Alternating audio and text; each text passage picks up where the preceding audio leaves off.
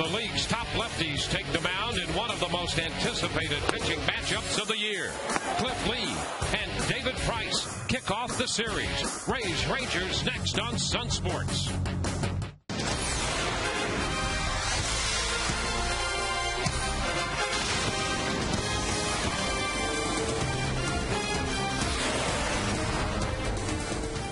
Tonight, the Rays continue their homestand and the chase to the postseason. After taking 2 out of 3 from the Baltimore Orioles, tonight the Rays open a 3-game series hosting the Texas Rangers. The Rays currently with 71 wins, 1 full game back in the AL East, trailing the New York Yankees. Hi again, everyone, and welcome to an evening of Rays baseball with Kevin Kennedy. I'm Dwayne Stats. Great to have you aboard. Todd Callis along throughout the evening as well.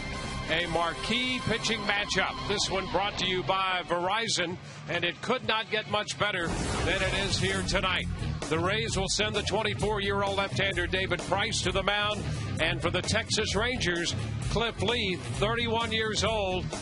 Excellent when it comes to many categories, particularly control. Well, this was the surprise move in Major League Baseball, the Rangers acquiring Cliff Lee. Not that he was traded, but that they got him over the New York Yankees when it sounded like it was all said and done. Cliff Lee pounds the strike zone. We just talked about that on the pregame show. With the Texas Rangers, he got 2 complete games, got a 2.97 earned run average. He does have a couple of losses. He hasn't had a ton of run support, but he, in 7 starts since the Texas Rangers, he still has pitched extremely well. 9 walks all season long with 137 strikeouts. That is incredible. David Price is just pounding the zone with that fastball. 95-97, 15 wins. Is tied for first in the American League. 8.2 strikeouts per 9. He's electric with his stuff. We just talked about his other secondary pitches. The curveball has really helped him an awful lot this year and made that fastball that much better. And so the 2 left-handers will square off, and for the Rays tonight, a return of Carlos Pena, and they will need all the offense they can get. Pena just back from a 1-game minor league rehab. He does have 5 hits lifetime off Lee, under 200 for his career, but 3 of those hits have been home runs. Todd Callis will preview the return of Carlos Pena in a moment.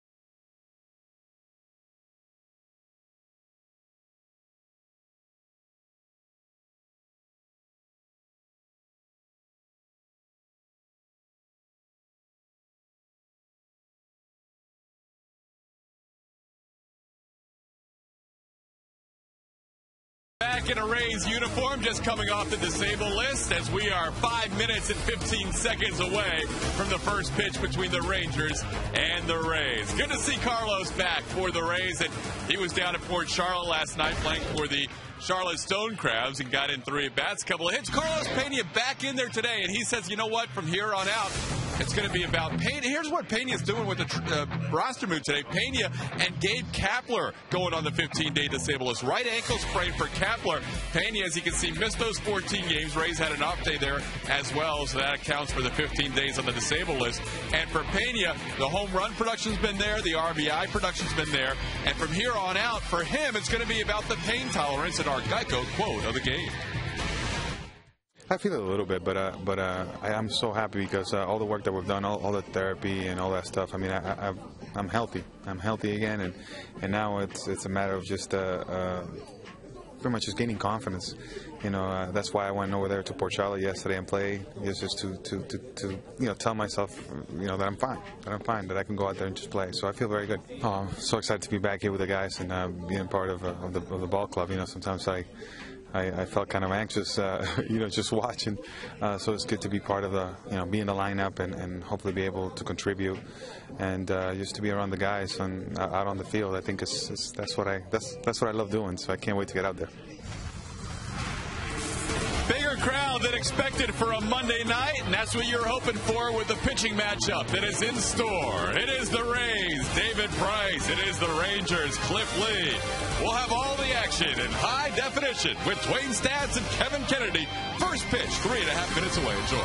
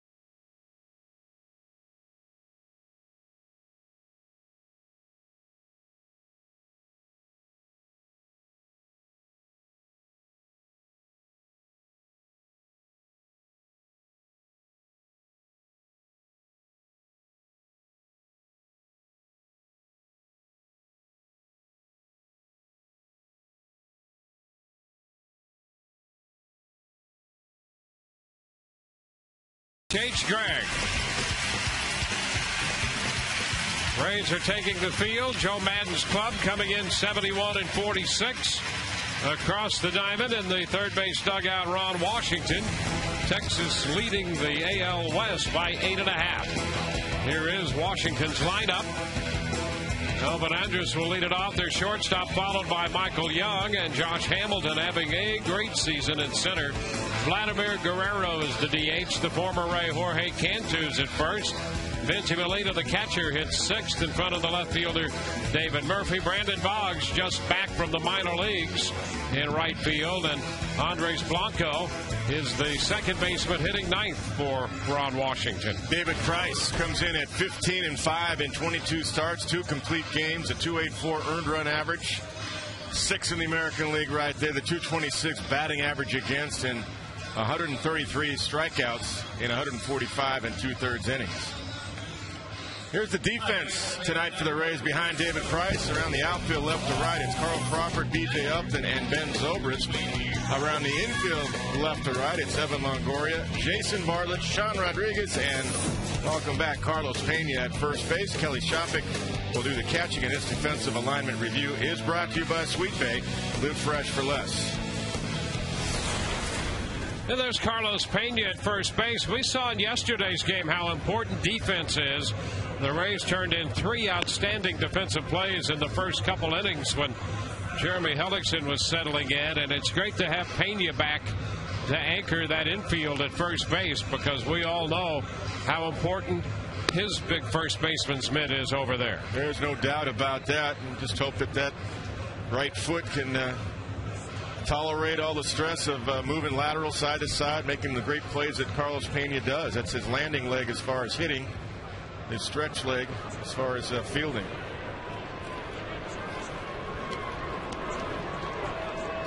Joe Madden along with Davey Martinez.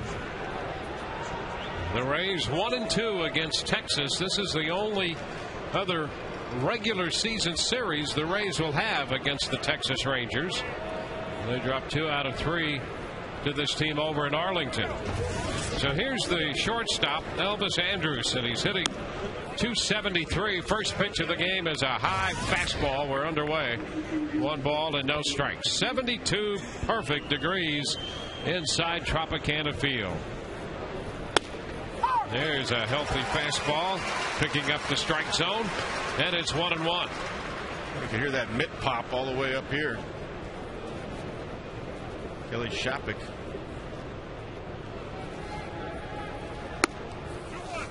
It's 2 balls and a strike. Yeah, both these Rays catchers, Shopik and Jaso, are advocates for their pitchers, almost to the point of cheerleading them on, and Shopik certainly has been that with the hard throwers on the Rays staff. He has encouraged use of that fastball. 3-1 now, the count to the leadoff man, Andrus.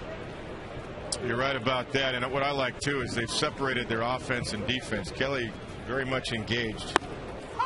That's a strike, and the count is full. He's engaged defensively with his work, and we had a nice chat last night about that. That was a nice charity event. We loved that. Attended. That was very well. 3-2 is foul out of play.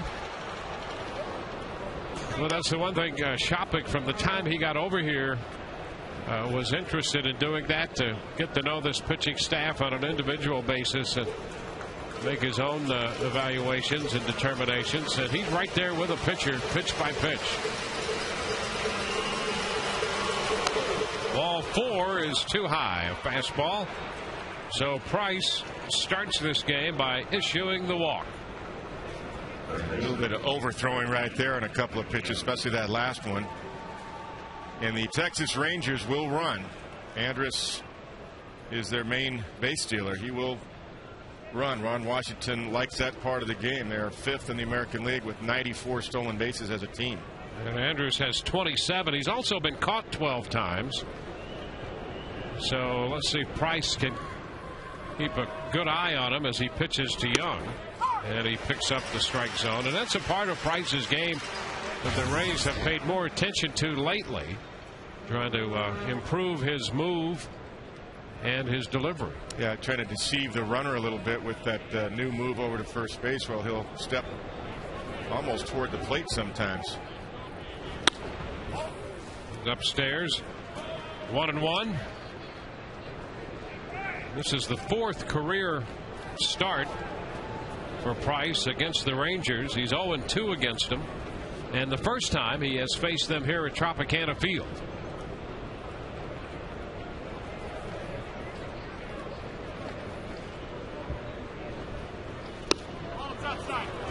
And that pitch is away. A little off speed right there.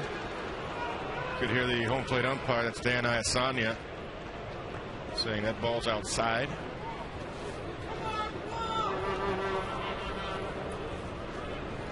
Two balls, 1 strike. Good hit and run man, Michael Young, also. And he fouls it back. fastball following the change, and that one was mid-90s. 2-2 the count. Michael's been knocking them out of the ballpark too lately. Got 19 overall, 19 home runs.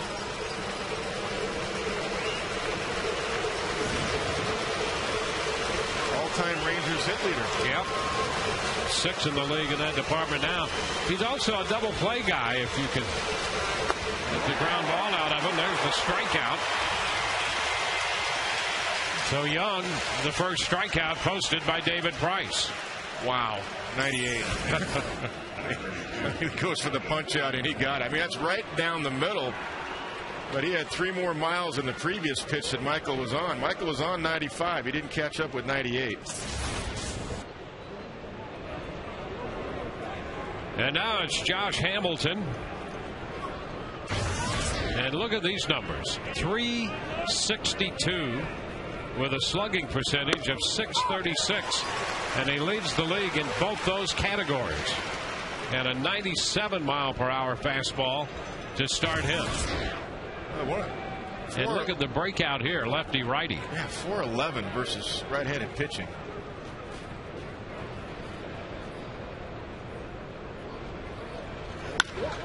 He shoots it into left field. Crawford is there and makes the catch. So the fastball producing that fly ball back toward the left field corner a little bit.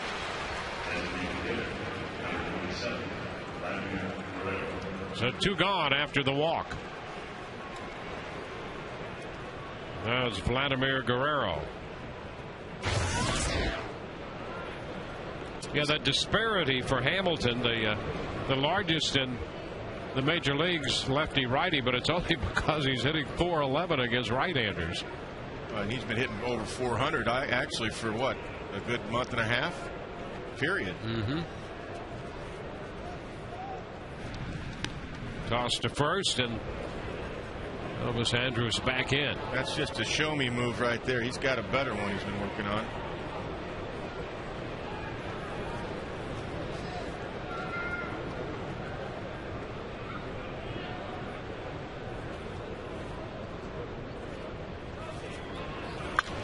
And a big cut and a foul ball back on a fastball. Strike 1. Guerrero in the top 5, running 4th right now in runs batted in the American League. Sandwich in between Jose Bautista, the former Texas Ranger, Mark Teixeira. An 0-1 count. Runner goes, swing and a miss. Throw down, not going to get him. He is out at second base. Andrus caught stealing for the 13th time. Kelly Shopik throws him out, and that takes care of Texas in the first. A walk, a caught stealing.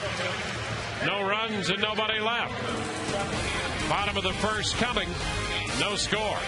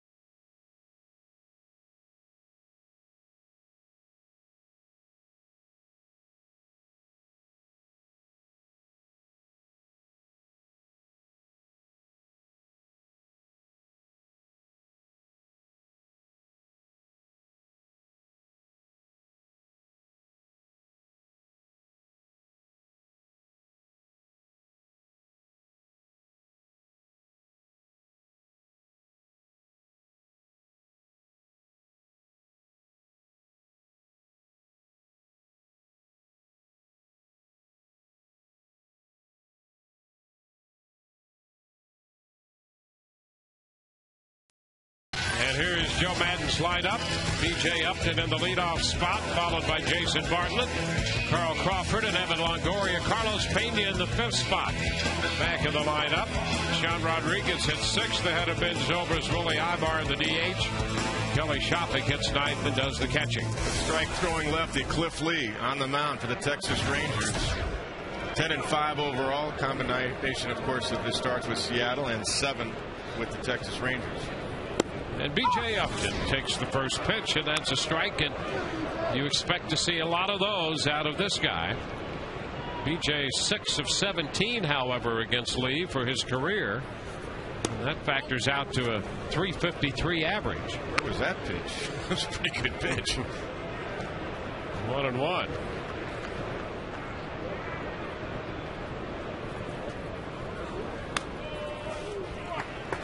Another one down. 2 balls and a strike. And that's the other thing about Lee. He's always around the plate, and he works quickly. Although after those last couple pitches, he did take a little walk around the back of the mound. I was going to say, he's behind somebody. How did that happen? There's a strike. Fastball. 2-2. 9 walks all year, and 2 of those were intentional walks. Just an amazing story of control by Cliff Lee. And he leaves very little over the heart of the plate. It's usually on the black of home plate. I mean, you take a pitch at your own risk when this guy's on the hill. Well, he hasn't gotten 2 calls, and I know Cliff is a little frustrated, but he didn't act like it. But he thought that was strike 3 for sure.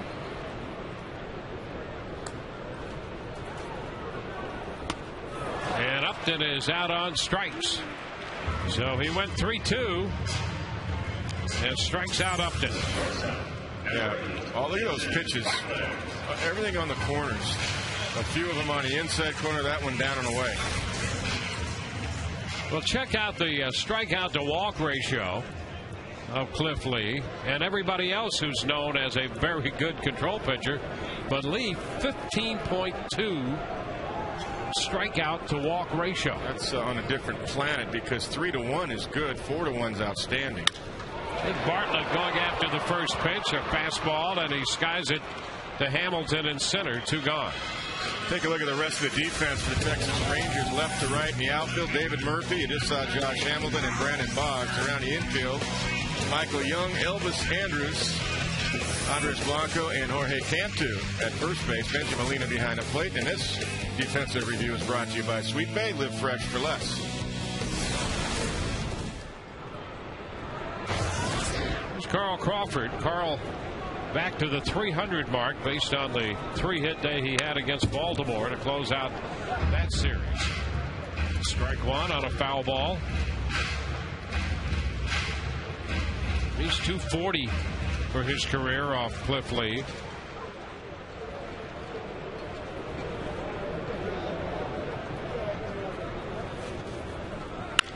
And a chop right side. Blanco to his left, and the throw to first, and it's a 1-2-3 inning. So we head into the second. No score.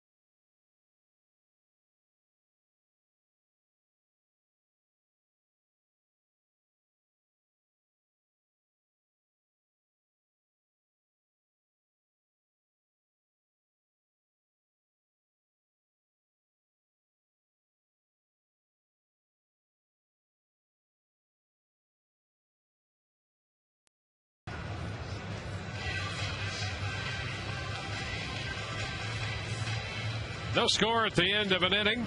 On to the second we go.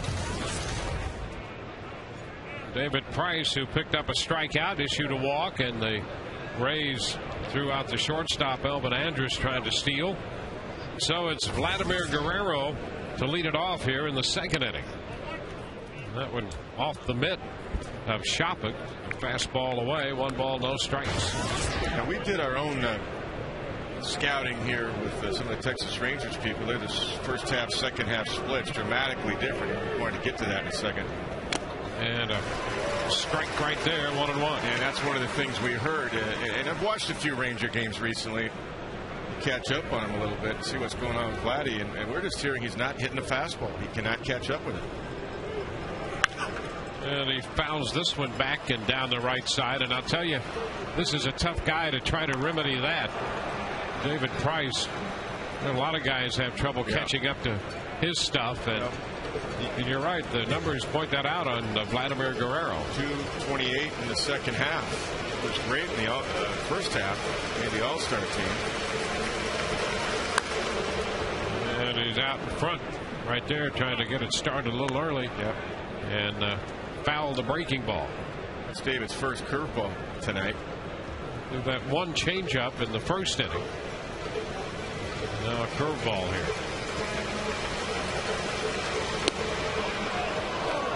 2 balls, 2 strikes. He doesn't take very often. He's usually swinging at that pitch. Swings at everything usually. Fouls this one. That one registering 98 on our gun.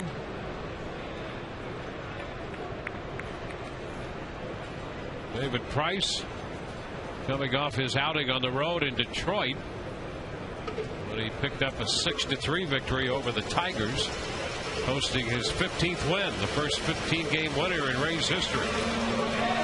And Guerrero is out on strikes. The tag by Shopik. Curveball got him. Right now, we'll check in with Todd Callis. Going on with Dave Schreiber, the Rays writer on FoxSportsFlorida.com. And Dave is doing a live chat for tonight's game. What's the early buzz? People really excited about this pitching matchup between David Price and Cliff Lee. A lot of people still wondering about Carl Crawford's future, where he's going to end up. So lots of questions on that, too. Talked about this in the pregame show, but an opportunity maybe to break the record that the Yankees-Rays set? That's right. We had the most comments ever 2 weeks ago, so we hope to do it again.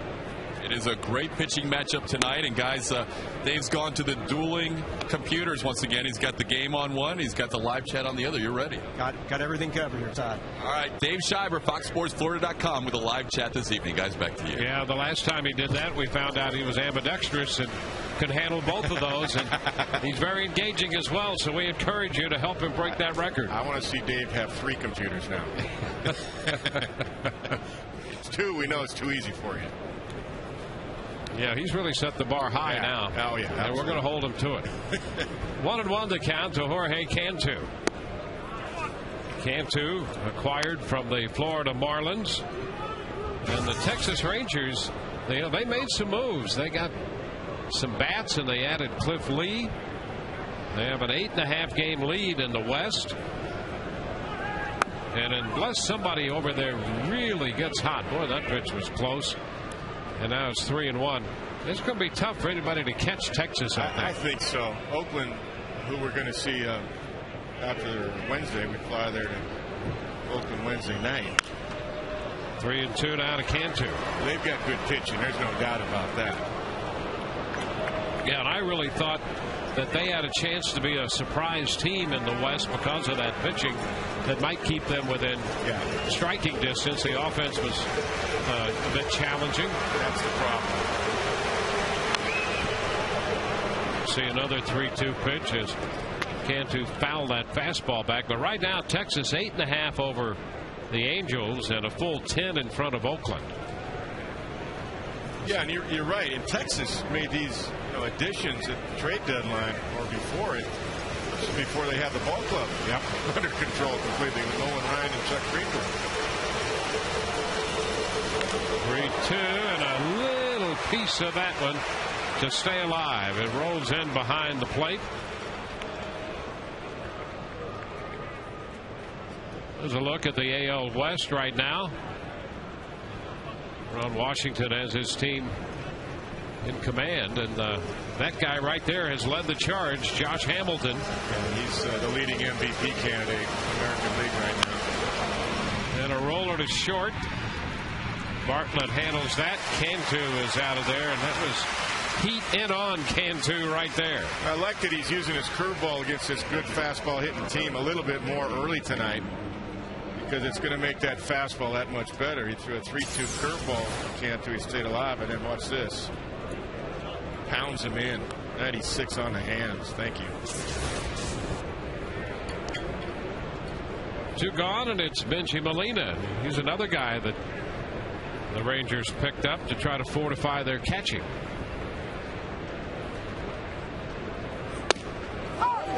First pitch strike.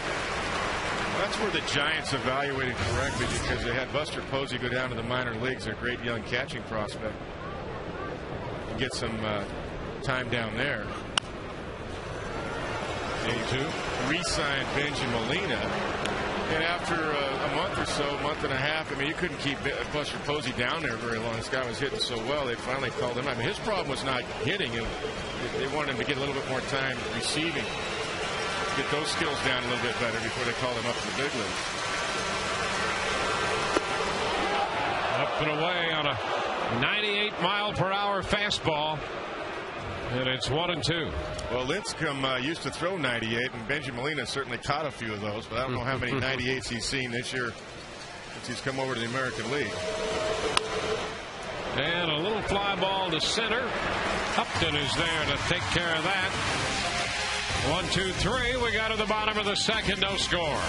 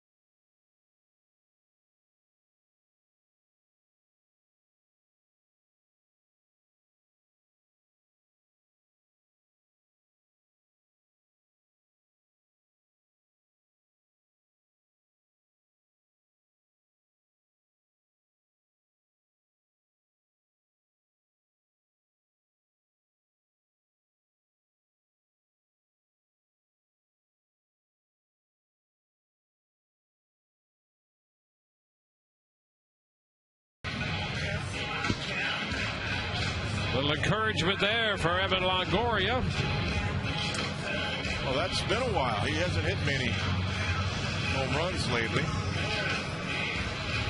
Not getting a whole lot of pitches is one of the reasons. So Longoria, Pena, and Rodriguez due up in this inning.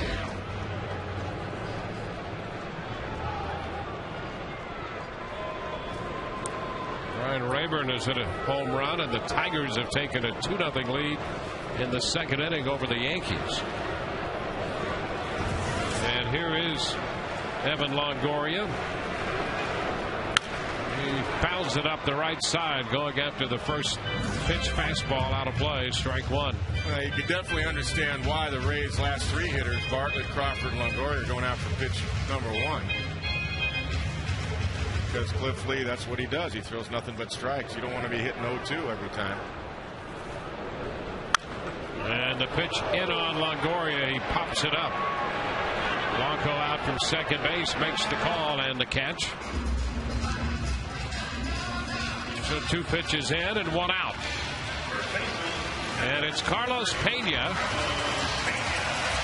Carlos gets a nice hand as he is back active. The Rays place Gabe Kapler on the DL with a right ankle sprain that occurred Saturday in that play at the plate.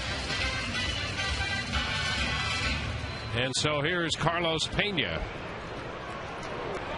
Carlos, after missing all that time, still in the top 10 in home runs. He's 8th with 23 home runs. And the pitch is down. Carlos had a couple of hits as the DH down for the Port Charlotte Stone Crabs.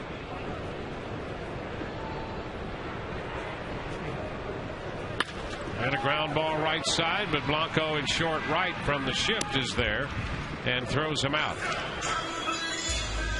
So that's out number 2. Good swing, though, by Carlos.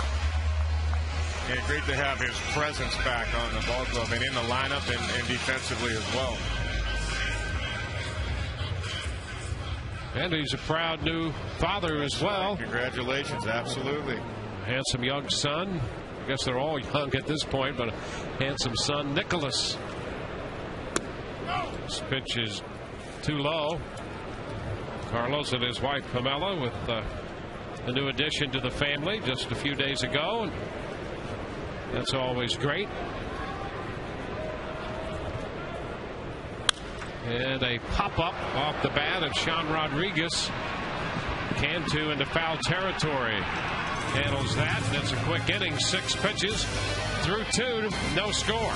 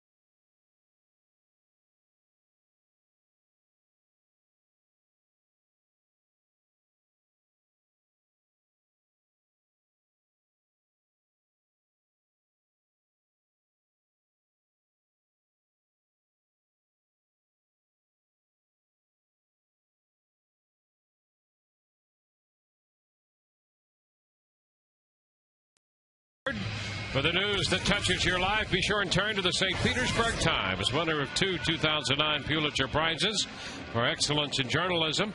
Subscribe to the Times, the official newspaper of the Rays, by calling 877-THE-TIMES or visiting TampaBay.com. David Murphy, the left fielder, leads off, and he jumps on the first pitch fastball.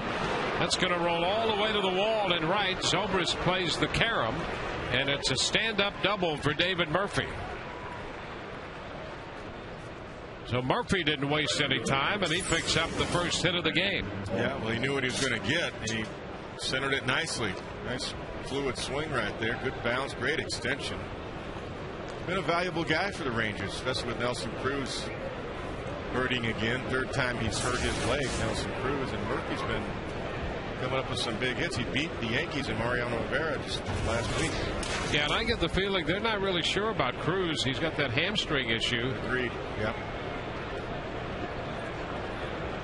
And the Rays, here normally speaking, of course, I mean, Murphy's in there, has opened with a double, but Cruz has been very good against left-handed pitching too this year, hitting .349 and missing this start with David Price on the hill. A ball, no strikes, the count to Brandon Boggs, who's just up from the minor leagues. 2-0. Boggs has spent some time in the big leagues with the Rangers over the past couple seasons, but this is his first big league appearance this year. He's playing for the Red Hawks in Oklahoma City. Pretty good numbers there too, and he also had a .405 on base percentage in AAA this year. That's a strike. 2-1.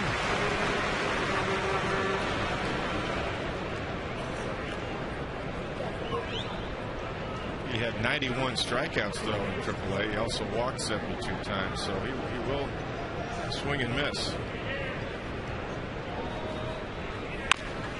That one fouled. The right side, a fastball. He can't wait too long to try to get the guy over. Yeah. He lets that ball get a little bit too deep. Knew what his intent was, to try to get Murphy to third base, but that ball by David Price. Hey, with Price, you might start just trying to pull the ball. And and it might work out. Yeah, you'll hit it to the other side and advance the runner. That's right. 2-2. He strikes him out. Just blew that one right by him at 96. Third strikeout for David Price. Yeah, that's what David's been doing well too. When he needs that strikeout, he'll get a little bit extra and he'll go up the ladder right above his hands. Perfect pitch. Uppercut swing.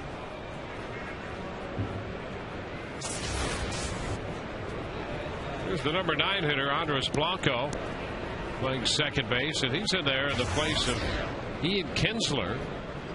Kinsler's another very good bat who's on the sideline now, and another guy who swings it very well against lefties, over 400 for Kinsler. Blanco's in there in his place. Pops it foul. That's going to carry out a play for a strike. And Kinsler's had a whole run of injuries. He had that high ankle sprain earlier in the year, and he's out now with a left groin issue. But you know, if you go all the way back to 06, 07, he's had a steady stream of all different types of injuries. Yeah, you're right. And for a while, he was their 3-hitter this year.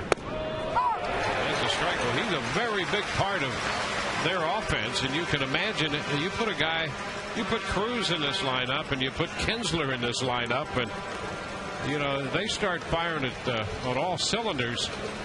This is really a lineup to contend with. Well, I think this lineup, when they're all healthy, they match up very well with the Yankees. I think it might even be a little bit better, especially when Vladdy was hot. Vladdy's very cold right now in the last 6 weeks.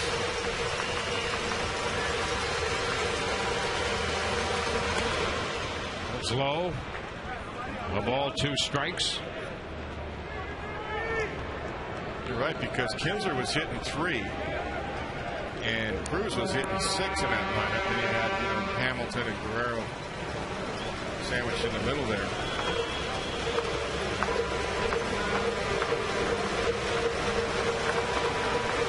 On and 2 the count to Blanco. And he's out in front. The curveball and taps it foul. Holds the count current at a ball, 2 strikes. David didn't want to leave that one up there on 2 strikes. He wanted that ball down in the dirt to bury it. Try to get a weak ground ball or a strikeout. Hung it up there a little bit too much, but he is keeping the hitters a little bit off balance. Make them think about the off speed at least. Let's see him go for that punch out here up in the zone. And a swing and a miss. That high fastball up out of the zone. He strikes him out with a fastball in the neighborhood of 97.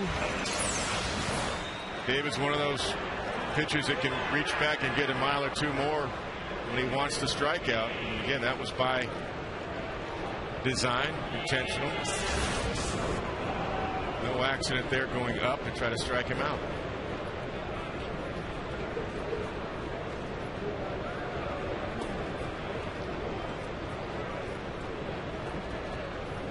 Andrews, the leadoff hitter now. 1 ball and no strikes. Well, he's been an important part of the Texas team coming up to settle the shortstop spot. And as we discussed earlier, he caught stealing in the first inning, but he had some speed. And there's a base hit into right field. I was about to say he's been good with it in scoring position. Throw to the plate. He is out at the plate. Murphy cut down by Zobrist. Murphy tried to score on the Andres base hit.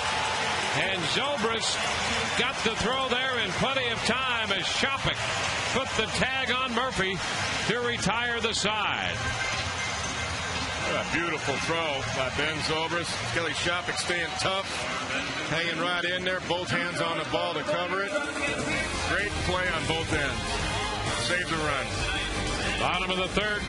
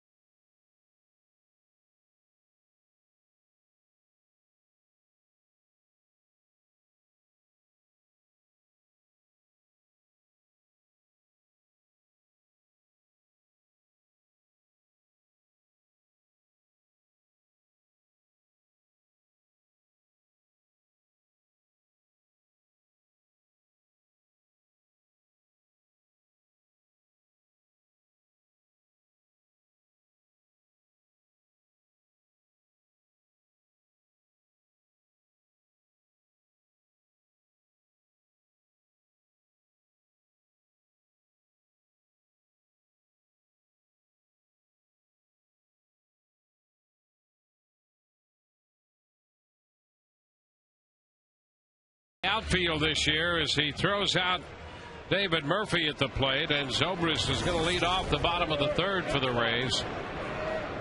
Boy, this is some good baseball we've seen. We've seen it all year. You're going to get the ups and downs of a season, but this is what you look for right here. First pitch is a ball to Zobrist. You mentioned it yesterday, and I think you're probably right. That really might be his best position, right field. And he plays them all well. He played a great first base. Yeah, and he got at second base. He made a great play on a good pickup there. He's got really nice mechanics throwing. Quick release, great four-seam release, the fastball type. Just a perfect throw. Popped up foul and out of play on a 2-0 pitch. 2-1. And I know he's really frustrated about the hitting side of things, but you know, as we discussed, he continues to get on base. Yep.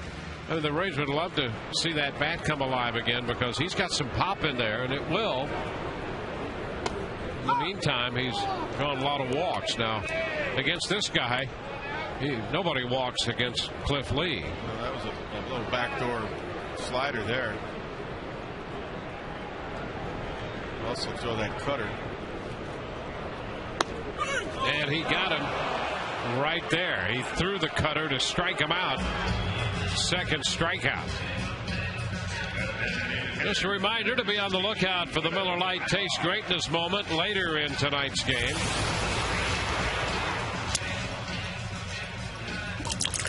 One away.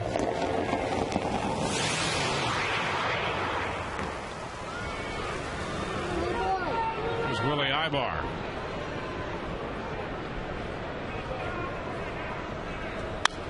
Ibar goes after the first pitch and fouls it back. You know, Lee's been so good this year, and He was good last year as well, but he's even better this year. He's been much better against right-handed hitters this year than he was a year ago. A little tap by the mound. Andrus is short with a pickup in the throw. He's been pretty steady throughout the last couple of years against lefties, as you would expect. But a year ago, right-handed batters hit over 280 off him. They had 283 against him, and this year they're down in the low 220s. Well, part of it is he does pound the cutter inside, but you saw him actually double up on the cutters to Zobrist to strike him out on the back door, the outside corner.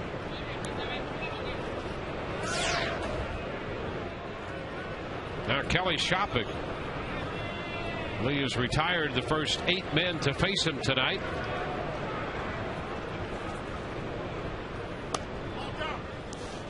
And the pitch that didn't miss by much. But he's not getting the pitch at the knees tonight. So that's the 4th pitch at the knees. He's not getting the call, so that's actually good news for the Braves. Foul ball. There's the count at 1-1. Dan Isonia, the plate umpire tonight. 8+ years in the big leagues.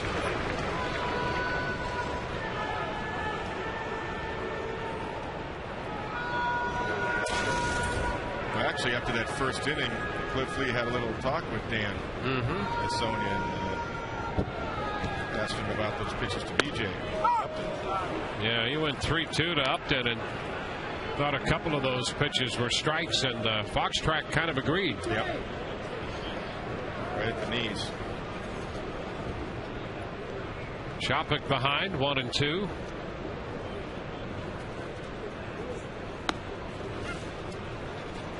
Upstairs, 2-2. Breaking out the overhand curveball. The lead this year, his walk ratio for every 9 innings is 0.5. And strike 3 called. He gets Shopping looking. And now Shopping has a little discussion with the plate umpire Isonia. No score through 3.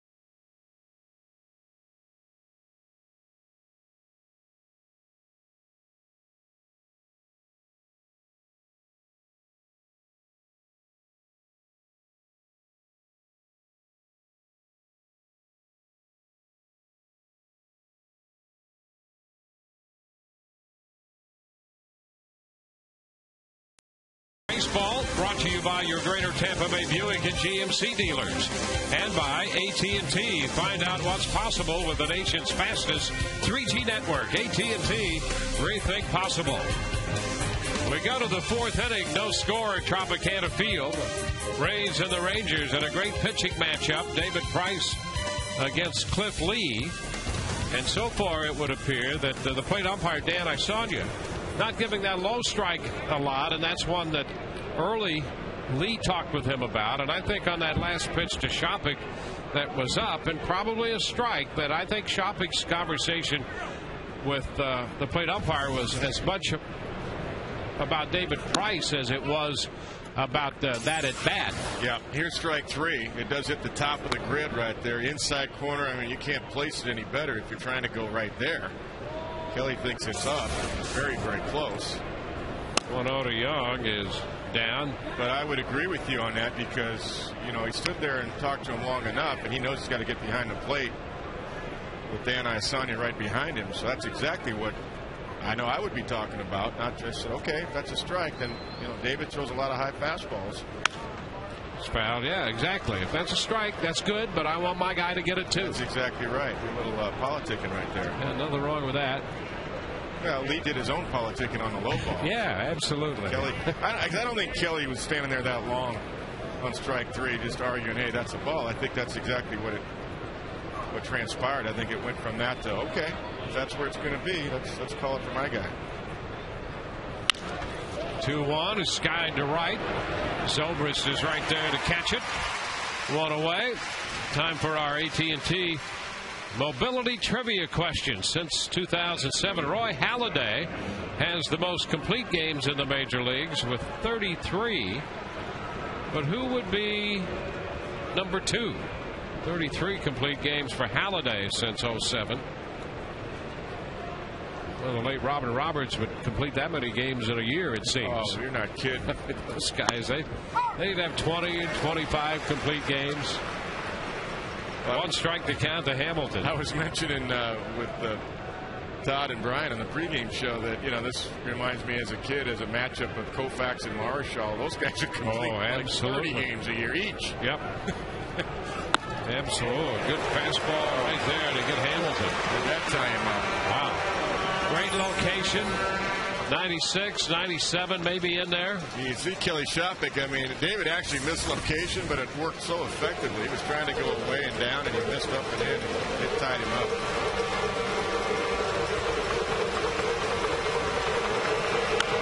And a foul the other way, and Hamilton, who hit a fly ball to left his first time on a fastball, got it fair about 10-15 feet inside the line, and Crawford went over there to catch it. One thing he did, he eliminated the toe tap that he had under Clint Hurdle now, the new 80 And that sweeps away. Breaking ball. He had a Chipper Jones type toe tap, Wayne, that he eliminated. It was a lot of moving parts, and that he was sometimes, and we mentioned this, I remember last year talking about him, he was caught in between them. Yep. He didn't get the foot down in time, so he eliminated that. Watch his feet. And again, it sweeps away 2-2. It's just a nice little rocking load, and he just picks the front foot up a little bit and sets it right back down. He has a nice little rock to him on the backside. A little rhythm. That's all it is. That's why he's getting that foot down in time. And a liner into left, and this one right to Crawford. So after a couple of breaking balls, the fastball again at 97, and he takes it to left. 2 up, 2 down. Sign up at Cain's Furniture for a chance to meet one of your favorite Rays players. And if Rays pitchers come up with 10 strikeouts in the game tonight, log on to CainStrikeoutContest.com and get a coupon for a free Papa John's pizza. Get to Cain's today.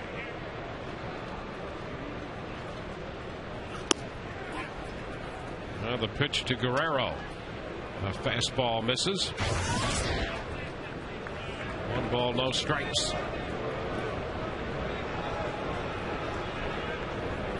Glad he's struggling. He's still got good numbers. So look at those: 21 home runs and 87 RBIs. It's outside. 2-0. You were talking about Marichal and Koufax. Yeah. As a kid, one of the greatest games I ever saw was at Old Sportsman's Park in St. Louis. Juan Marichal and Bob Gibson. Oh, man. It was a wonderful game. And it ended 2-1. Chuck Hiller and Duke Snyder hit home runs in the first inning off Gibson. And that's all they got. And that doesn't happen very often. And Kenny Boyer, about the third, fourth inning, hit a home run off Marichal. And beat him? And that was it. No, it was just 2-1. 2-1? Yeah, the Giants beat the Cardinals, and Marichal beat Gibson that night. 62 pitches for David. Well, it was always Koufax versus Marshall and Drysdale versus Gaylord Perry. Yep. That was always the matchup. Ball 4. Guerrero draws the walk. The second issued by David Price. But that's why I say this matchup tonight reminded me of that. Like two aces. One young ace that might win the Cy Young. One that in Cliff Lee that already did win a Cy Young. Not that he's not a candidate this year, you know. Sure. Yeah. He's got the numbers. I mean, hey, the guy's walked. He's walked 9 men all year. Yeah. He's got more wins than walks. Well, his ERA is actually lower than David's, but I think David's been the most dominant pitcher in the league. Here's Cantu. You know, it's interesting looking at some of those great controlled years since 1900. And Carlos Silva for the Twins in 05 had 9 walks and 188 in the third inning. So that ratio is even better than what Cliff Lee is sporting right now. 9 walks coming into this game and 161 in the third inning. There's a strike to Cantu. Curveball. Well, that one got by me when I heard that today. How about those stats you pulled out there? 9 walks. That was what, 05, I think, right? Yeah, it's amazing. But these 2 great controlled years have been bunched here so far. High fastball and chased by Cantu. 0-2. Silva and Lee right now in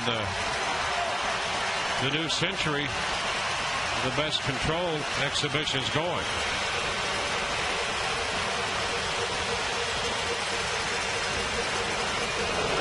Swing and a miss. Cantu could not catch up with that high fastball at 96. 5 strikeouts for David Price. We're scoreless going into the home half of the 4th.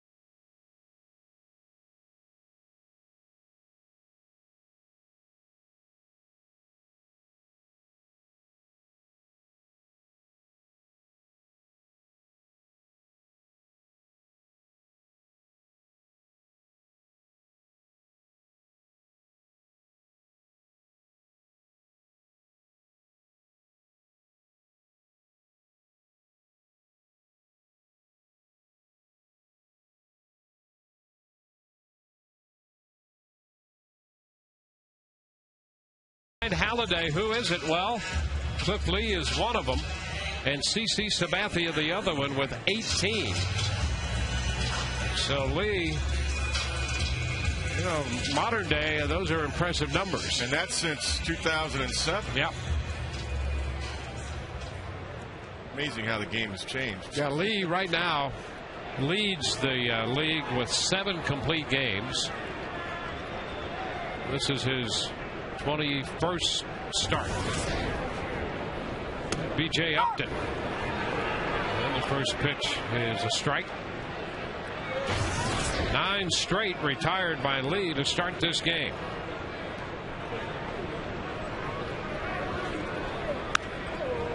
pitch in on BJ, and he fouls it right back into the screen past Jason Bartlett.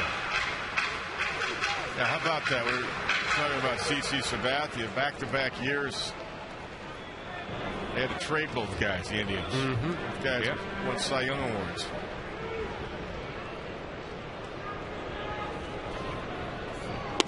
And Upton is out on strikes. So BJ, strikeout number 4 for Lee. What a great sequence by Lee. Fastball away, cutter in. Here's a curveball, a hammer. And on the outside corner, not just a curveball, it's on the outside corner. Probably around the plate. Yeah, Foxtrack says so, but too close to take. Now Jason Bartlett.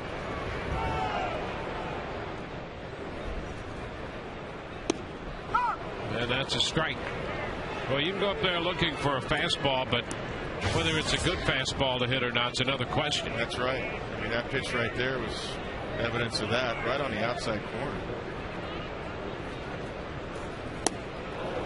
Well, you get behind and you get that. So good luck. Breaking ball. Yeah, he's breaking out the overhand curve now. That's like the third one he's thrown.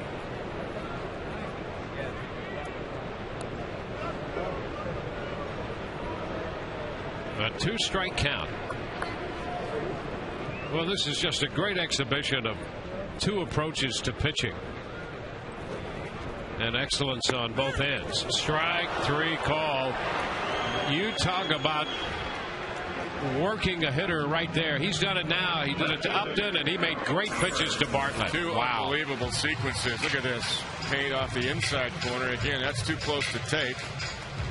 It was indeed a ball, according to Foxtracks, though. And you hate to see Cliff Lee get any help as far as the width of the zone. He doesn't need it. Now Carl Crawford. And there's a strike on the inner part of the plate. Starting in with a fastball. They call Albert Pujols the machine. I think the machine is right there. You're seeing it right now. Cliff Lee. It's a little wide, 1-1. You know, Dwayne, part of it, and David has a very efficient delivery too, David Price. But you watch his delivery, his back step. He's already in the turn position when he does it. Watch his right legs. He's already turned. And a ground ball. Base hit through the hole on the left side. Crawford comes up with the Rays' first hit. A 2-out single out of the reach of Andrus. I keep saying it. That's what I like about Carl. He's thinking swing the bat first. Not going to take a third. He might go down swinging, but he's not going to take a third, and he shoots one through the hole by doing that. Good piece of hitting. Well, here is Evan Longoria, and I think Brian mentioned it on the pregame. Longoria was the first guy Lee walked this year. Well, Lee didn't walk anybody at all until the 16th of May. And when he walked Longoria. I mean, that's ridiculous. It is. Crawford, of course, he missed back in at first. He missed a little bit of time early in April there. Took him 4 starts to walk a guy. Yeah, he was 3 starts with Seattle, and then first time up in that 4th start, he walked Longoria. You know, what I was going to say about his delivery is obviously the stretch now, but it's very similar. He already puts himself in the turn position, so he doesn't have a lot of moving parts. It's not rotation. He goes directional right toward home plate. But he already puts himself in that nice turn position. And, I mean, he just is like an Iron Mike machine, you know, except with movement. 0-2. Caught the corner again. Puts Evan down. That's why the stretch doesn't bother him. He basically pitches that way anyway.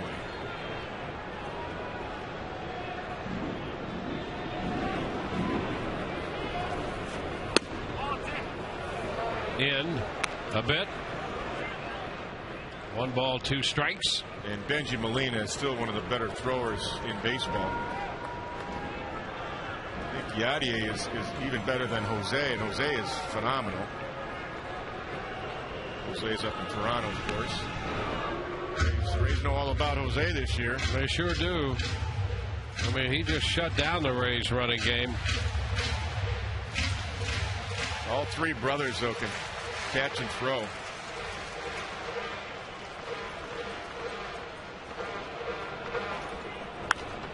That's foul back.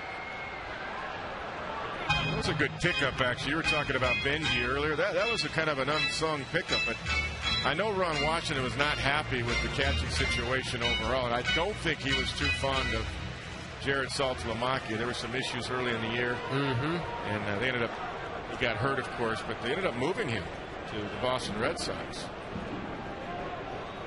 Wanted to get a veteran catcher behind the plate. Ooh, strike three call. A breaking ball. Started wide, caught the corner. We're through 4, no score.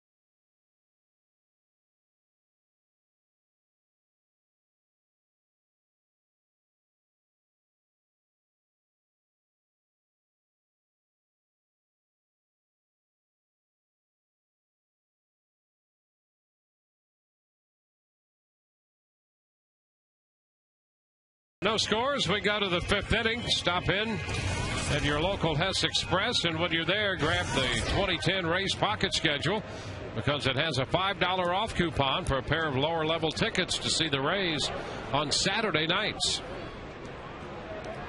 Benji Molina will open the 5th inning. The catcher was out on a fly ball to center his first time up. Price got him on a curveball.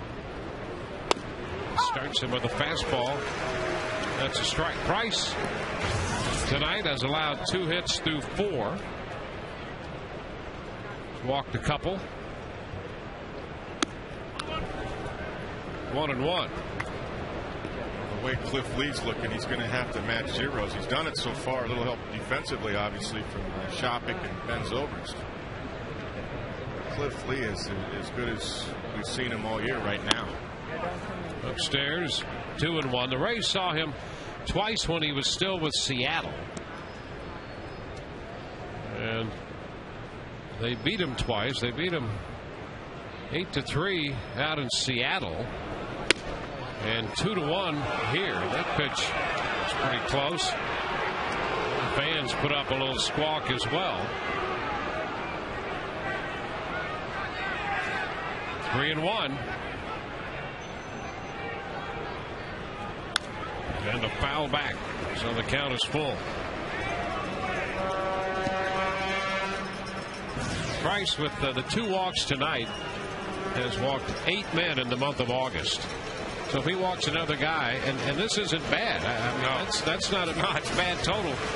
But if he gives up another walk tonight, he will have walked as many men halfway through August. And there it is, ball 4 and a close pitch. And boy, the fans are not happy over that call either. Well, the zone got a little bit wide for Cliff Lee on a strike 3 to Jason Bartlett, and this ball's too close to take. That's wow. I mean, Fox Tracks does say it's a tick outside, but that's too close to take. So Molina draws the walk. You got to be swinging the bat there. Got lucky there. There's David Murphy. And a ground ball right side. Rodriguez gloves. Long throw to second out there. And that's a dandy play by Sean Rodriguez. He had to go far to his left to glove it and then make the long throw to get the lead man. Another outstanding defensive play turned in by the Rays. And the other thing that he knew who the runner was. That's why he was able to wheel back and go to second. He knew it was Benjamin Molina, one of the slowest runners in baseball. He didn't even think about Murphy. He was going to get the lead runner to keep the double play in order. That is a great play and great thinking by Sean Rodriguez. Smart. Heads up. So now it's Murphy the runner with one out. And here's Brandon Boggs. And there's a strike. Well, every day, every night, it's 3 to 5 great defensive plays. Well, that's the second one, and I could even throw Kelly Shopik's throwing out a runner there. And Sean picked his throw, by the way. That was in the dirt. He picked it and made a tag. So really, there's been 3 super defensive plays tonight already. Hot shot to third. Quick throw to first. Double play. Longoria to Pena on the line drive off the bat of Boggs. And that takes care of Texas in the 5th. Longoria unloaded it in a hurry across the diamond and threw a strike. We go to the bottom of the 5th. We are scoreless tonight.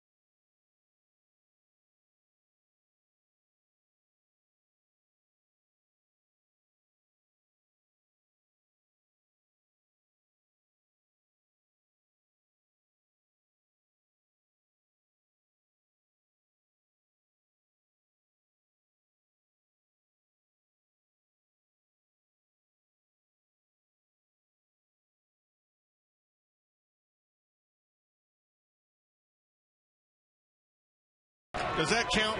I think that counts. Sure. Well, that was just the quickness of the release makes that exceptional. I was kidding. Of course. I mean, that is great reactions. There was no hesitation. It's almost like a coach hitting a fungus saying, all right, now react to it's going to be a line drive and double off the guy at first. Like somebody told him before. I mean, that's just thinking ahead also. First, you got to catch the bullet at you. And look at this. Gets it and throws it a strike over there. I mean, he had that presence of mind to know that Murphy would not be able to get back on his secondary lead on a hard hit line drive like that. So yeah, that's number 4. Great defensive plays tonight. Now Carlos Pena, and he looks at a first pitch strike. Cliff Lee has 6 strikeouts tonight. They've all been called, or 4 of them. 4 of the 6 have been called third strikes. Yep. And Price with 5 strikeouts, all swinging third strikes. He got a low pitch there for a strike. And strike 2.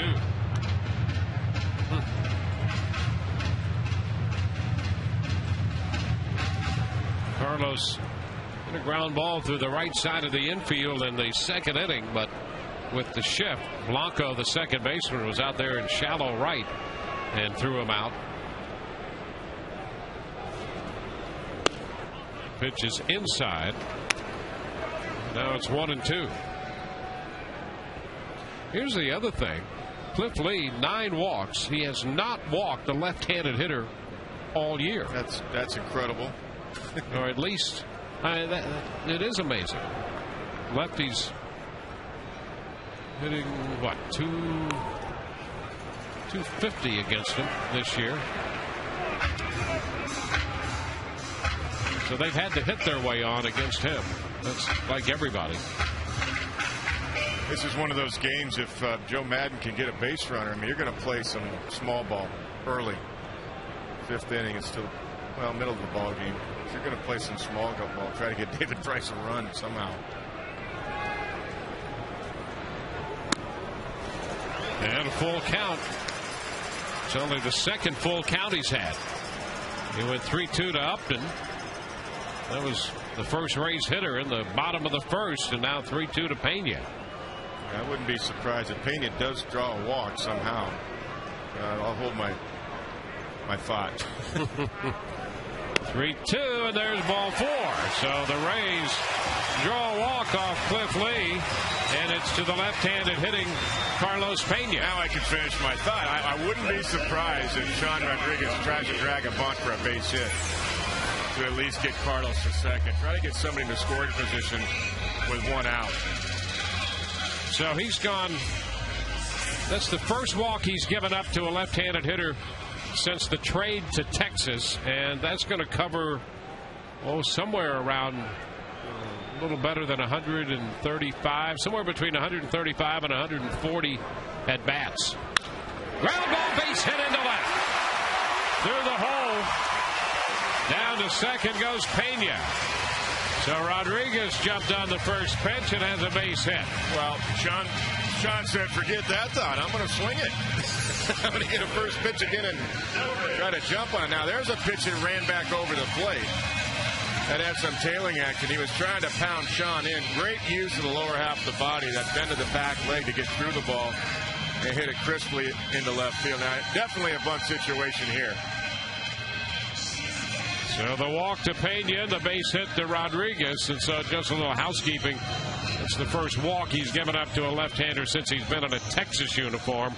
Still pretty impressive. The only problem with bunting here is you might walk Ibar, maybe not with Cliff Lee, but you got 8-9 hitting behind you, and even though Ben's not hitting, we'll see. But in all likelihood, we'll probably see a bunt.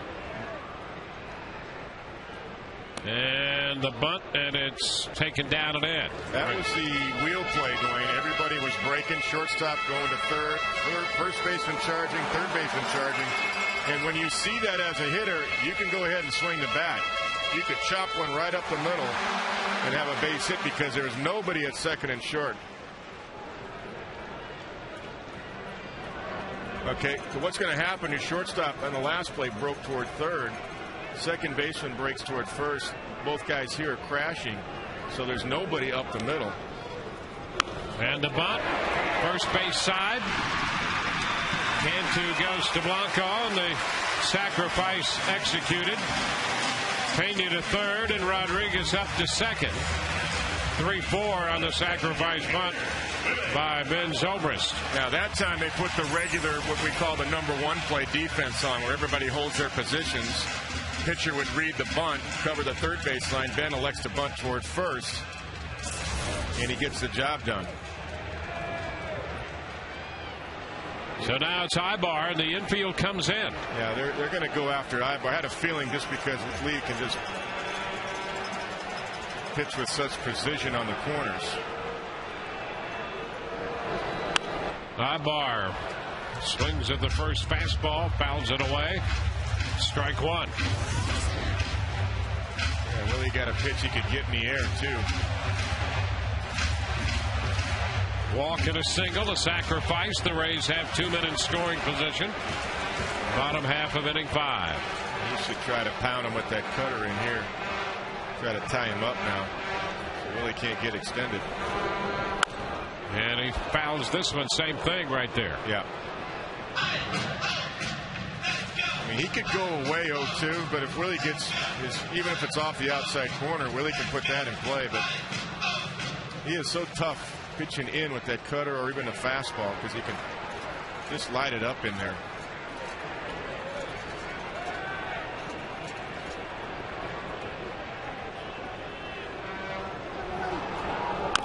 And a little tap outside of third, foul. Threw him a curveball there. An element of surprise right there. Willie stayed alive. Did a good job. Didn't fool. I mean, he got him out front a little bit, but it was not a great pitch by Lee. It was up a little bit for an 0-2 count. I think he'll try to go back in. Down and in. 1 ball, 2 strikes.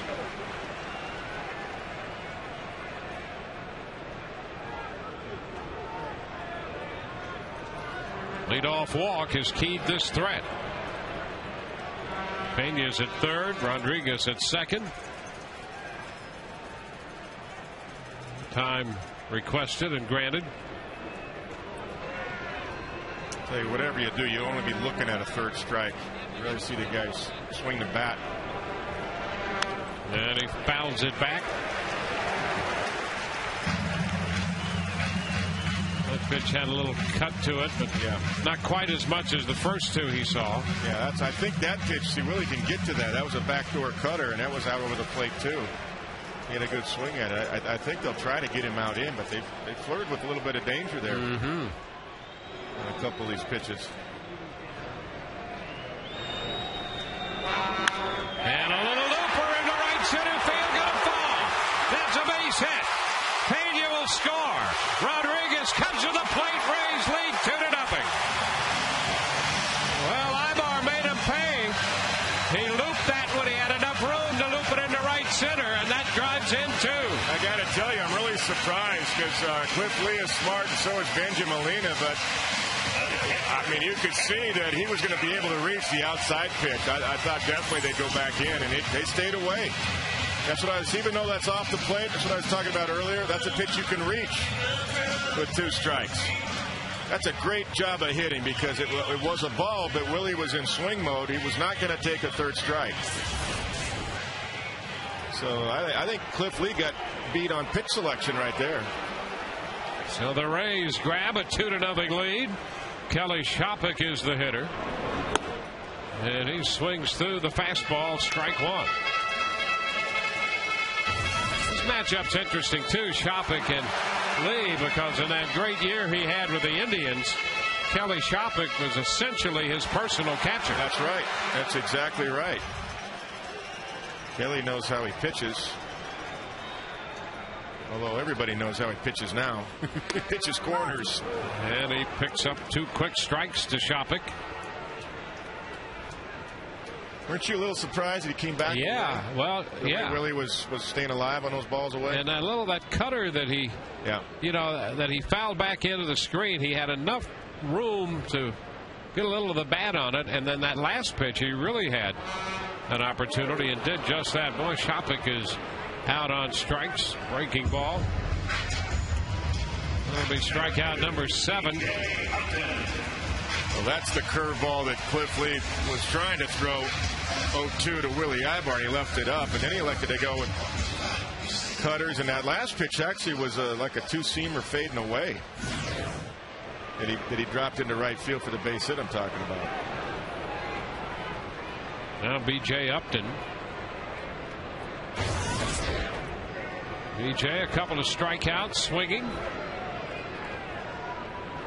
He goes for the first one and lifts a popper short center. Out from shortstop Andrews, and he makes the play in front of Hamilton to retire the side. Rays scored 2 through 5, 2-0 Tampa Bay.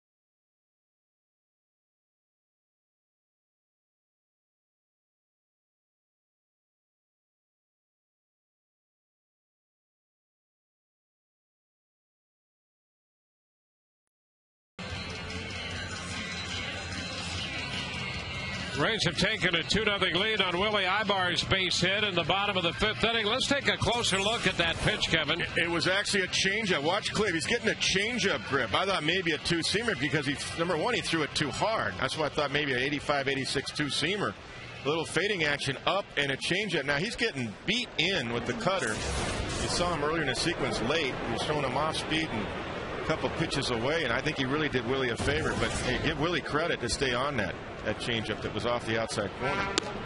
Blanco leads off and takes a strike as he had shortened on the bat. And the differential was like 85, 86 versus his fastball, which was 91, 92. So the differential of that changeup should be at least 10 miles an hour, and it wasn't. It was too hard.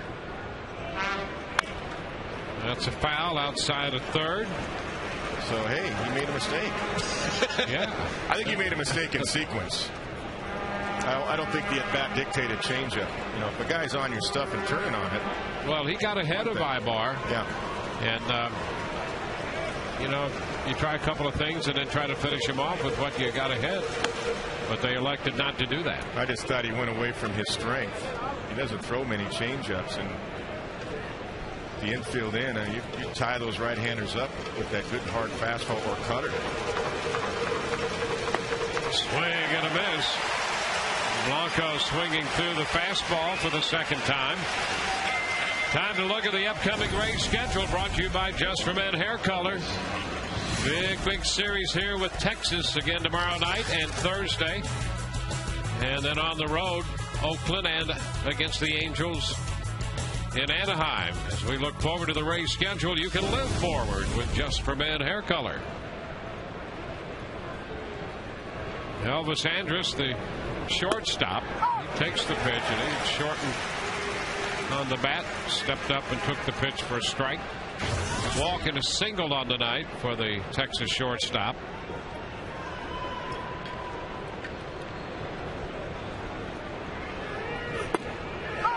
On the outside part of the plate with a fastball.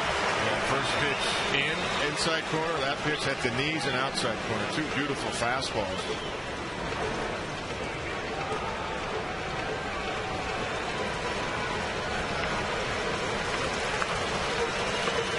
2. Here it is. Upstairs. 1-2. They're in the bottom of the 4th in New York with Detroit leading 2-0. They played through a heavy rain, but it has apparently started to subside now. Upstairs, Javier Vasquez pitching for New York, and through 4, he's made 106 pitches. Yeah, he hasn't pitched well lately, and Max Scherzer is pitching for the Tigers, and we know he's got great stuff. Now the count is full. Andrews gave it a look out there, but he held up, and the pitch was a ball.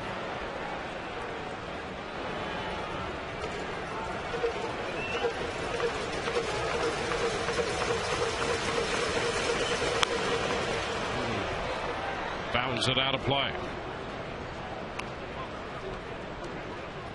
Price and Lee, and boy, this has been as advertised. A great pitching matchup tonight to open this series.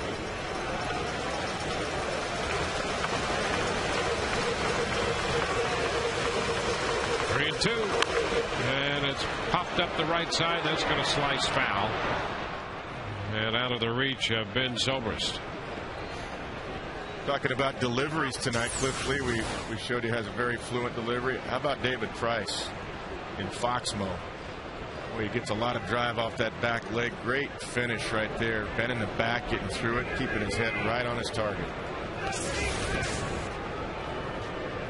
A nice looking delivery.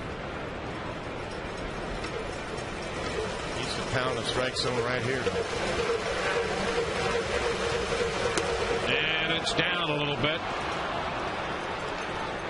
So he gives up the walk, his 4th of the night. Kind of slowed his motion down on that changeup, too. I'm a little surprised he threw a changeup to Andrus. He was lead on the fastball, too. That did him a favor also. So he's on for the 3rd time, and now it's Michael Young. Young is struck out and flied out to right. pitch down and in.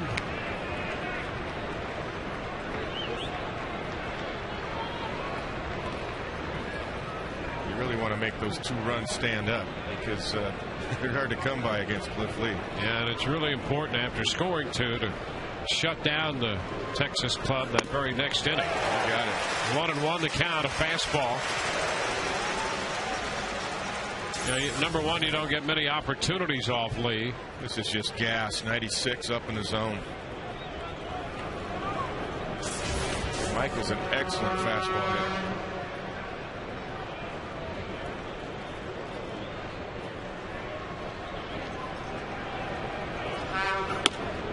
Upstairs. 2-1.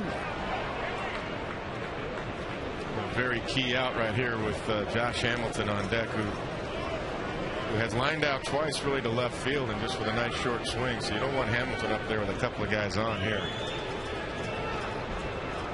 Big pitch coming up. And a high foul ball out of play. 2-2. Yeah, the best of all scenarios would be a double play ball and face Hamilton leading off as opposed to with anybody on. You're right, and Michael, as you said earlier, he will hit into double plays.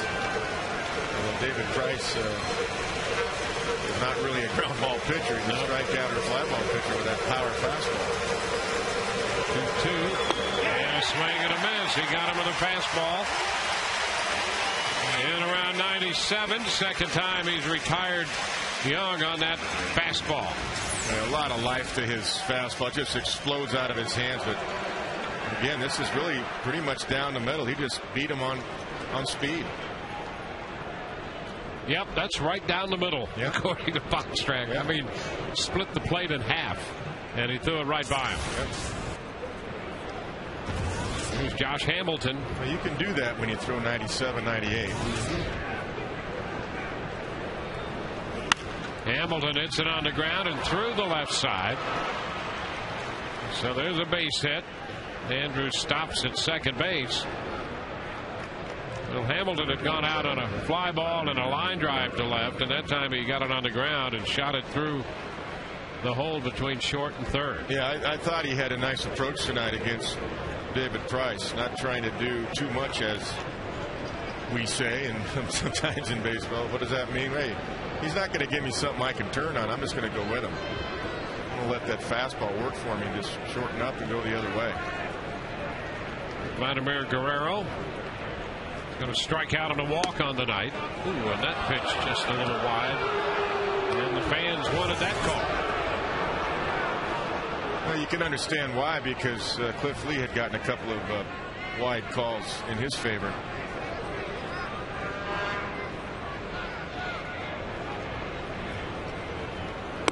Big swing and a miss. Well, that was the big fastball from Price and the big swing by Guerrero. Vladimir Guerrero taking that patented Vlad swing. Watch this. This ball beats Vladdy. He tries to get his hands inside. That ball's by him before he got the bat halfway through the zone. And another swing and a miss. Power. Well, there's two things David could do. He could go right up the ladder even higher with 97, or he can go down with a curve again. I have a feeling he's going to go fast well up, try to overpower him. A 1-2 pitch. And a ground ball to second. Comes up on Rodriguez. And it's in his shirt. That ball wound up in his shirt. And they're going to set the runners right where they are. How about that? What a break for Texas right there. He's down on it. Pops right up into his shirt. Unbelievable right there. I'm not sure I've ever seen that before. And it goes as a base hit, and they set the runners where they are. How about that? Well, that ball was going to bite him. I mean, obviously didn't get the glove on it. He's going to have to knock it down and probably have to throw Vladdy out, which he would have been able to do, I believe, if it didn't carry him off him too far. But That break for Texas puts David Price in a predicament here. It's the 4th hit for Texas.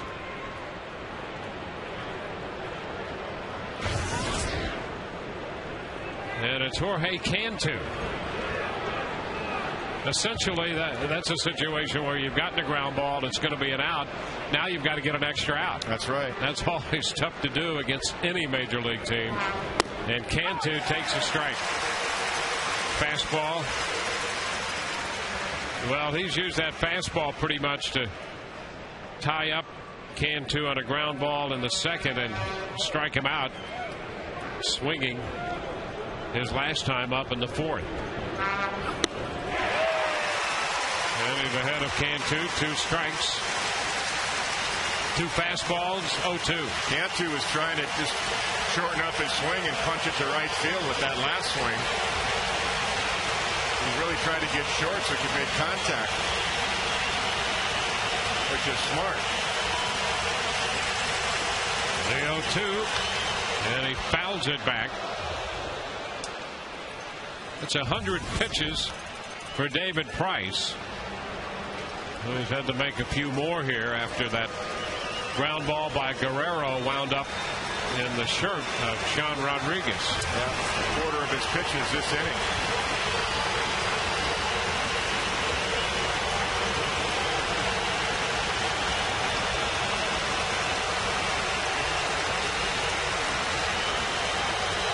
The 0-2. Oh, Price thought he had it.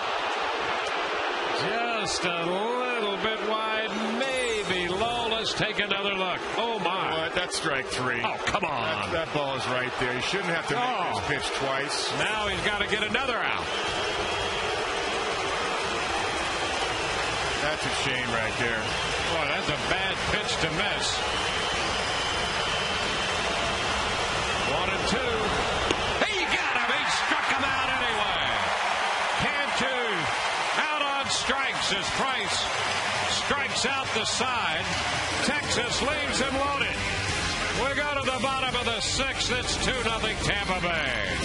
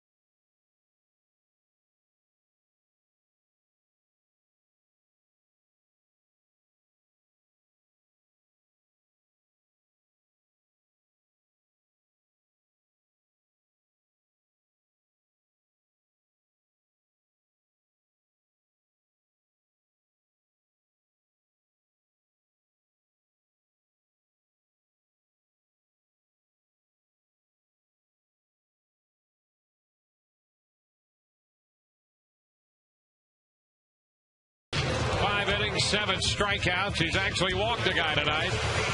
And David Price powering it up. 6 innings, 8 strikeouts. And the difference in the game, Willie Alvarez base hit in the bottom of the 5th, scoring Pena and Rodriguez. And so it's 2-0 as the Rays come in to hit again in the bottom of the 6th inning. Bartlett, Crawford, and Longoria due up against Cliff Lee. This one shot up the right side, foul, and out of play. Strike 1. So Bartlett continues to go after that first pitch, and that's not a bad approach against Lee. No, it's not. I like seeing Jason try to go to right center like that, too, right field. He lifts it into right this time. Brandon Boggs is out there backing up a little bit and makes the catch. So that is out number one. For all the latest updates on the Rays, log on to TampaBay.com. From the diamond to the clubhouse and everywhere in between. You'll get in-depth news, stories, and scores 24 hours a day only at TampaBay.com. Carl Crawford, 1 for 2. Carl picked up the first Rays base hit with 2 outs in the 4th. Strike 1. Rays with 2 runs, 3 hits, and a walk.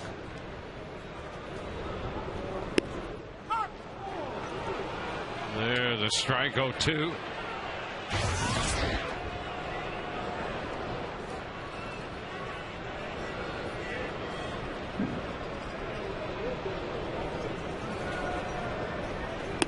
And strike 3 call. And Crawford flinching on the breaking ball, and Lasagna calls him out. A curveball right here. I think Carl thought it went around the inside corner and probably up. Box Tracks says it's there, but 2 close pitches. That fastball away also, and then that one up and in. 8 strikeouts for Lee. Now Longoria sends a fly ball to right. Boggs is there to make the catch on this one. 1, 2, 3. We head into the 7th. 2-0 Tampa Bay.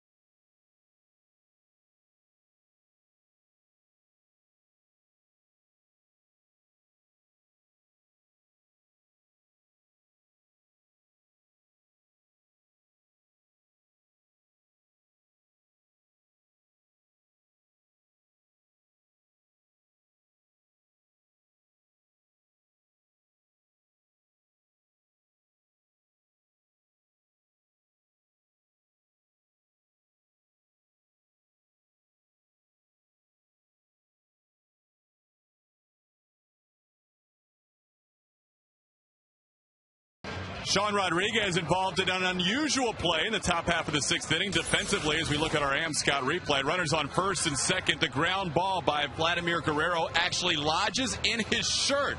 Now, this is a play that the rule changed a few years ago as you see the ball go into the shirt of Sean Rodriguez. Guys, back in 2004, 2005, Carlos Delgado, then a first baseman with Toronto, had a ball lodge in his shirt. He ran over to the bag, gripping the baseball from the outside of his shirt, stepped on first. They called the runner out. But then after the season, they changed the rule, saying the ball has to be in your hand or your glove.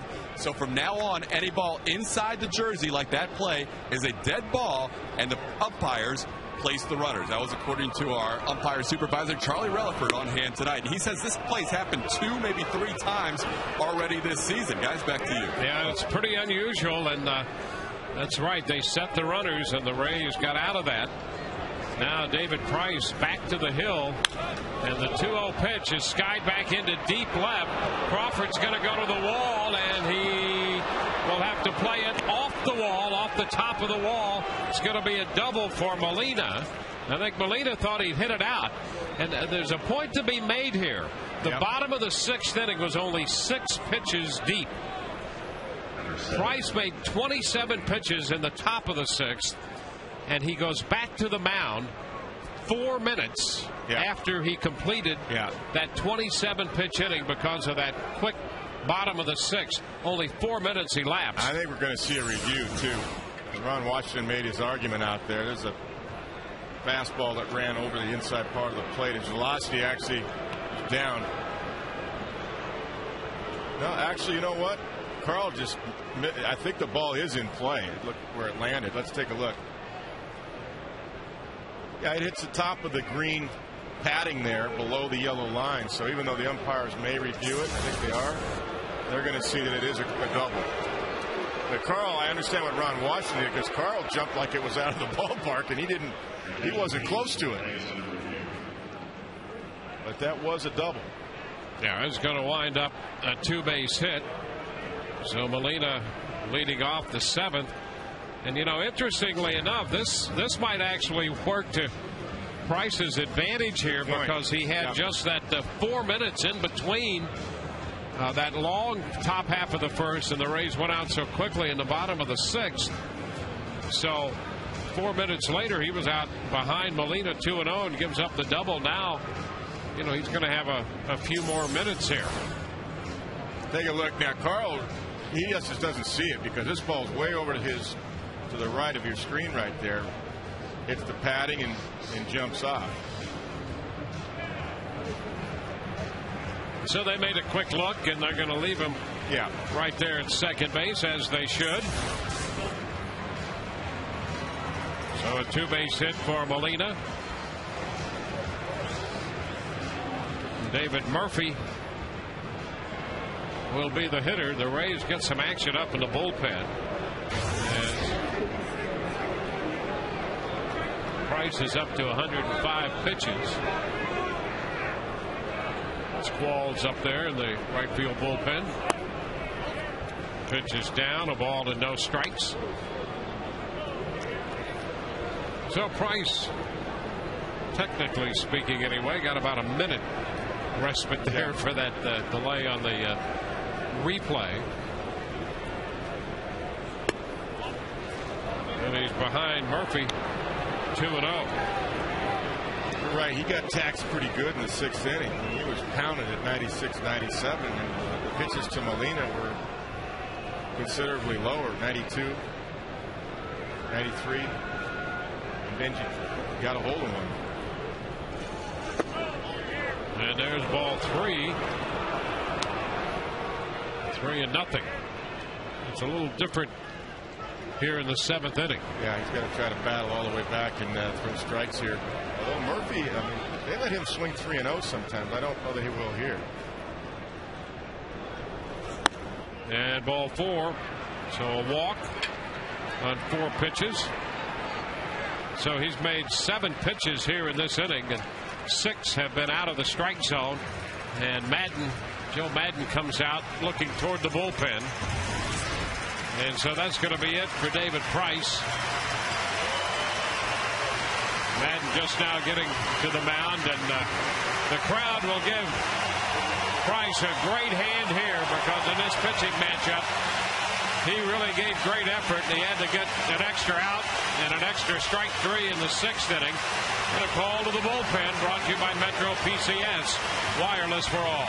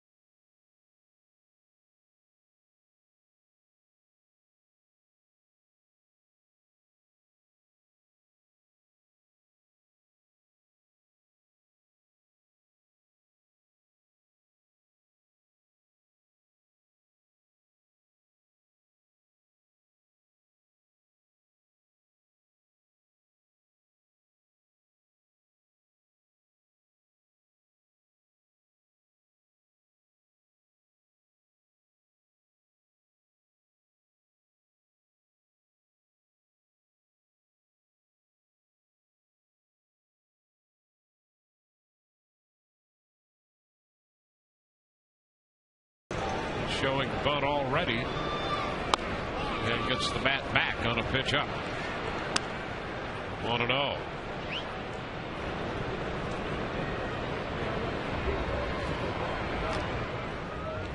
Texas left the bases loaded in the 6th. And they put the first 2 men on in the 7th inning.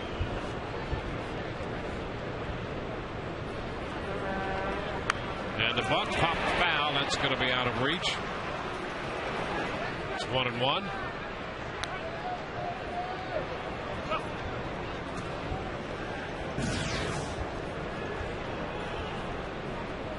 Rays a game back of New York in the AL East. You got a very slow runner there at second base, too. You got a chance to get an out at third base if this is not a perfect bunt by Boggs. And the pitch is down. 2 balls and a strike.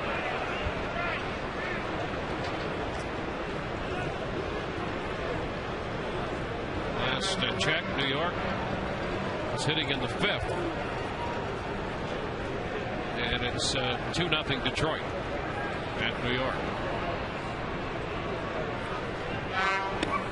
And this pitch is inside. 3-1. I'll tell you what, right now, too, this is not an automatic bunt count. 3-1. Ron Washington could shift gears right here and say, hey, let him swing. And rip one through the right side. We'll see. He looks like he's going to swing. He takes the pitch for ball 4. And the bases are loaded. Nobody out. Bases full of Texas Rangers runners. Andres Blanco is due, but Ron Washington's going to go to the bench. We're going to get a pinch hitter. Mitch Moreland, a left-handed bat, will come off the bench to hit for the second baseman. Not a bad hitter, hitting .306 in his 12 games in the big leagues.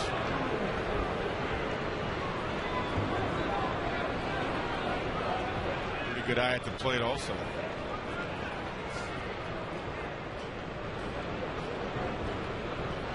A double and 2 walks. Moreland takes one down for a ball.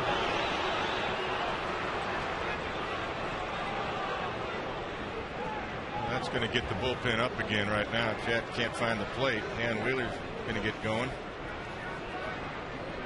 Randy Choate looks like he's going to get going also. Can't afford a big inning with Cliff Lee pitching the way he's pitching. Minimize the damage right now.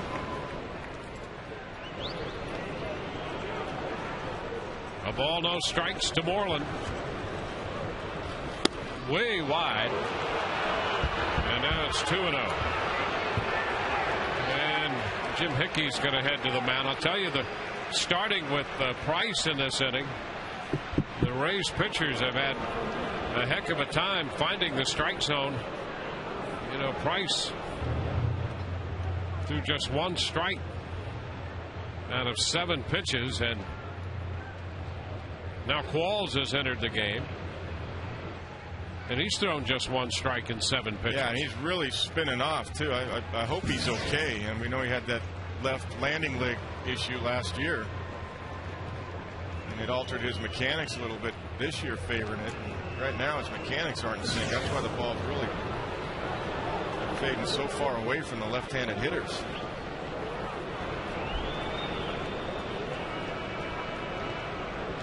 Two balls, no strikes. And a foul back off a fastball. 2-1.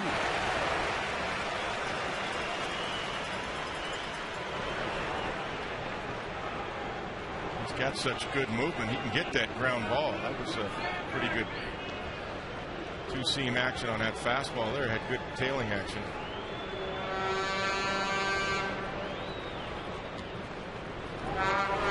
And a ground ball, second base. Rodriguez to Bartlett. Pena. They get the double play, the run scores. The Rays take 2 outs in exchange for that run, and now it's 2-1. Well, your big comeback right there. He did indeed get that good sinking action and a nice ground ball to the right side. Nice turn once again. The feed by Rodriguez, the turn by Bartlett. There's your checkers double the game. Big double play. So Molina has scored the run. Murphy's now at third. And Elvis Andrus is the hitter. He's been on 3 times. He had the base hit in the third when Murphy was thrown out at the plate. And the first pitch is a strike. You know, Hamilton has been very good with men in scoring position, 376. And Andrus next on this club at 363. He's a good ball player. He's only going to get better. He's a good-looking young ball, good-looking young hitter. Takes it down. It's 1-1. Taking the responsibility that Ron Washington gave him of being a leadoff hitter this year. Done a good job.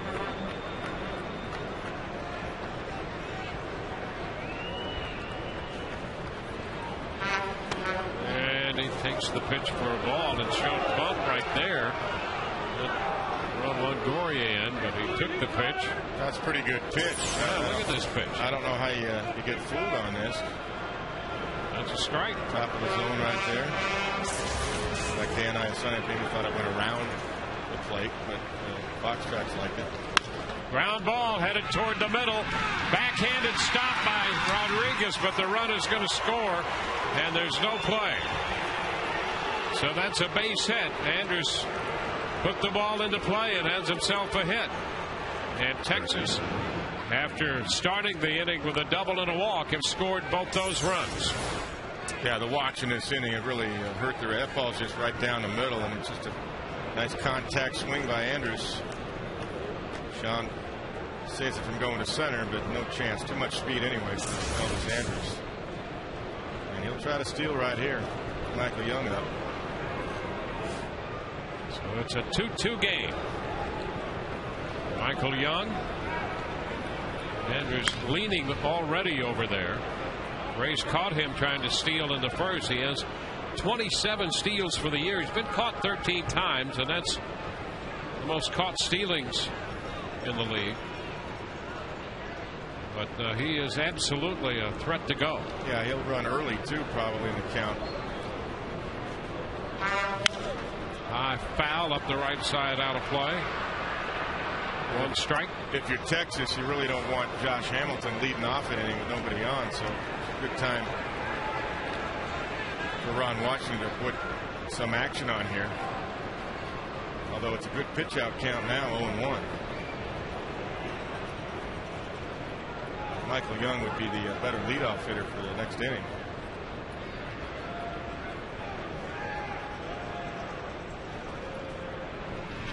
Over to first. Andrus back in there. Rays with a couple runs in the 5th, and Texas with 2 in the 7th.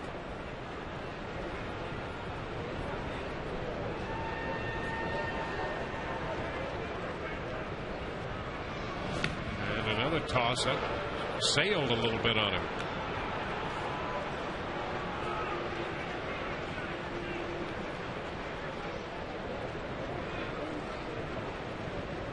Six innings plus for Price. Both these runs charged to him. A flinch at first, but no movement, and the pitch is inside. 1-1.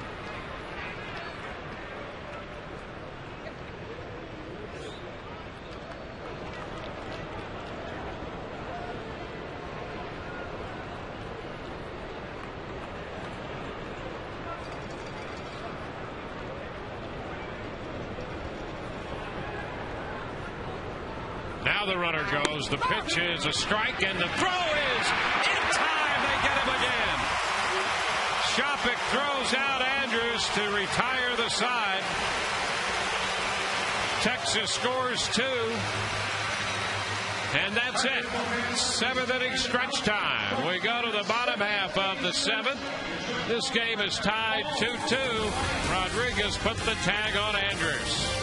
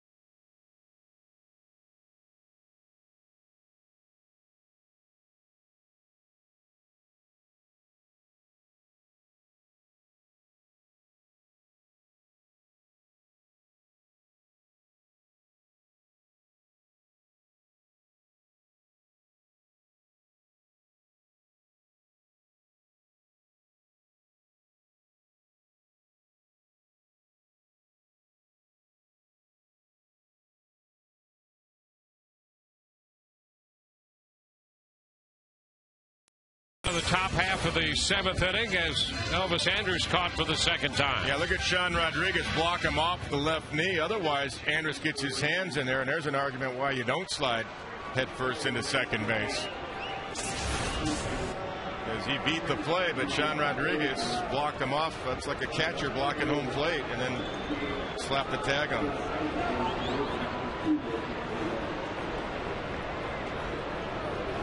Some defensive changes for Texas. We'll get those to you in a moment. As we go to the bottom of the 7th, and Carlos Pena leads off and pops it up on the left side of the infield. And it's Cantu who's gone from first to third now defensively.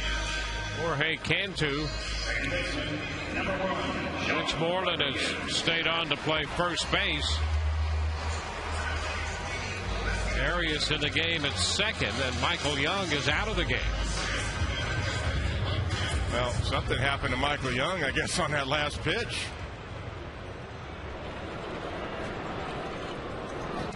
Injuries starting to crop up for the Rangers now. Sean Rodriguez takes a big cut and fouls it. Strike one.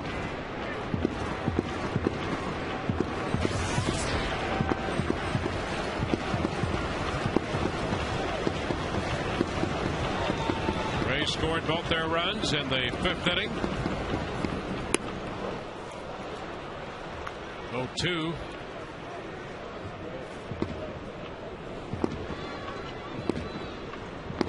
But Cliff Lee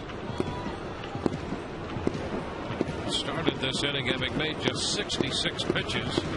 This is his 70th pitch about to be made now. Ahead of Sean Rodriguez. No balls, 2 strikes. Sean bounces it foul. So 2 runs charged to Price in 6 innings plus. 5 hits. He struck out 8, walked 5. The 18th quality start for Price out of 23. And Rodriguez is caught looking. Fastball. That's strikeout number 9. Bring the family out for Family Fun Day presented by the St. Petersburg Times. The next one's Sunday, the 29th of August. The Rays take on the Red Sox, and the first 10,000 youngsters 14 and under receive a Raymond pool tube presented by GTE Federal Credit Union. Visit RaysBaseball.com for tickets. Here's Ben Zobrist. Ben lines a base hit into left. He went after that first pitch and has a 2-out single. Well, let's see if the Rays can get something started with 2 outs. That'll help your confidence. Like a cutter over the heart of the plate. He was ready for it.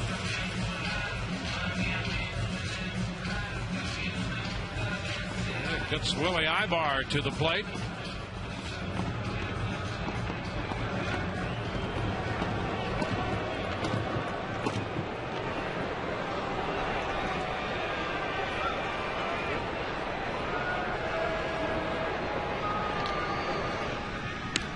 To first.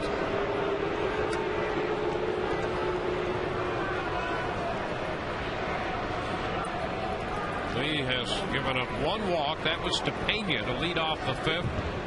And the Rays took advantage of that, converting it into a run. 1-0 the count to Ibar.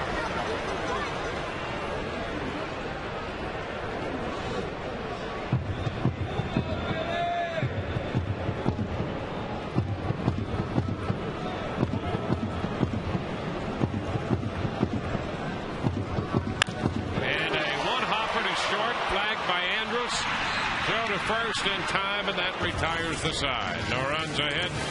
1 left. We're through 7. This game tied 2-2.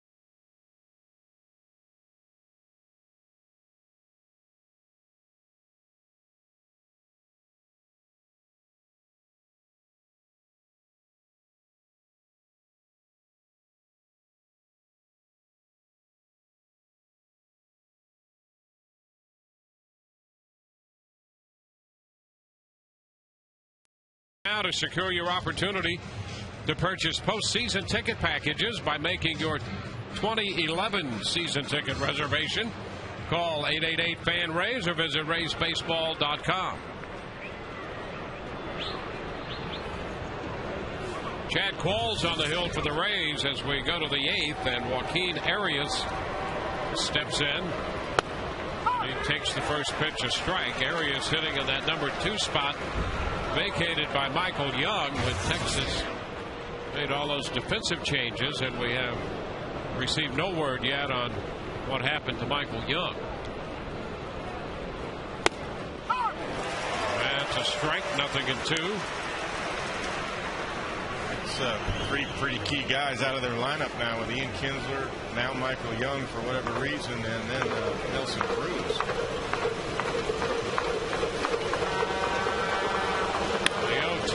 Shot toward left center field. That ball's going to be in there and will go all the way to the wall and will kick back to the right of Upton. Arias is going to head to third, and he has a triple. An 0-2 pitch, and Arias triples toward the deepest part of the ballpark. Well, Michael Young comes out, and Arias does the job. He just went down and got it. 0-2 pitch kind of over the heart of the plate, but he went down and got it. It was a nice piece of hitting. So Arias This winds up at third, and Joe Madden comes out. Josh Hamilton is due, and the Rays had Choate and Wheeler up again in the pen, and it's going to be the lefty Randy Choate get the call to match up against Hamilton.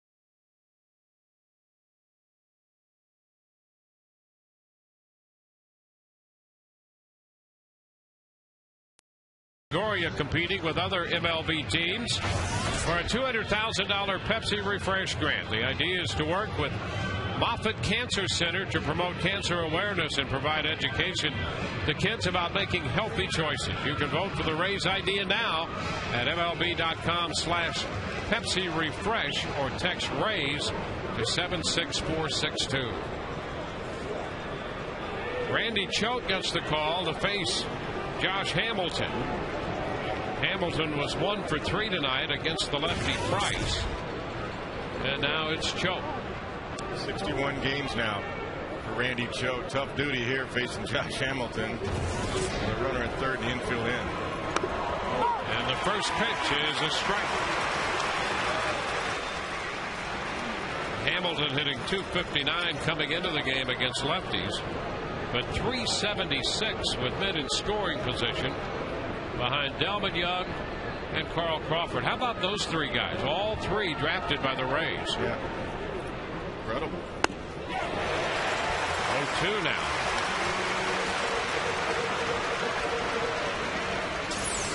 Make another swing like that in this situation. How about that sweeping slider? It did look like a strike at first. It just really ran away. You can duplicate that pitch. Looking for it. If you can do that, you can get him. And he almost got him. He checked on the appeal.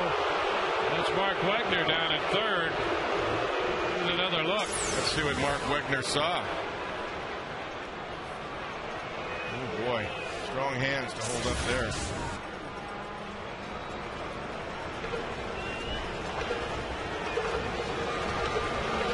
Leadoff triple by Joaquin Arias.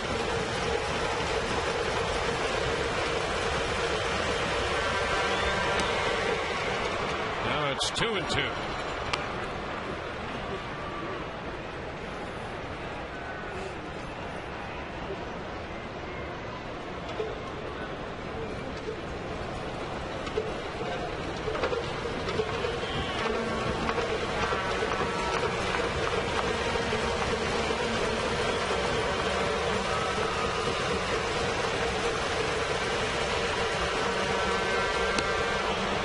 Wide.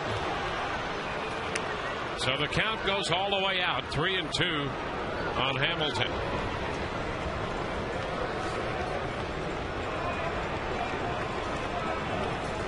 Rays in a real spot, trying to survive a leadoff triple. Guerrero on deck.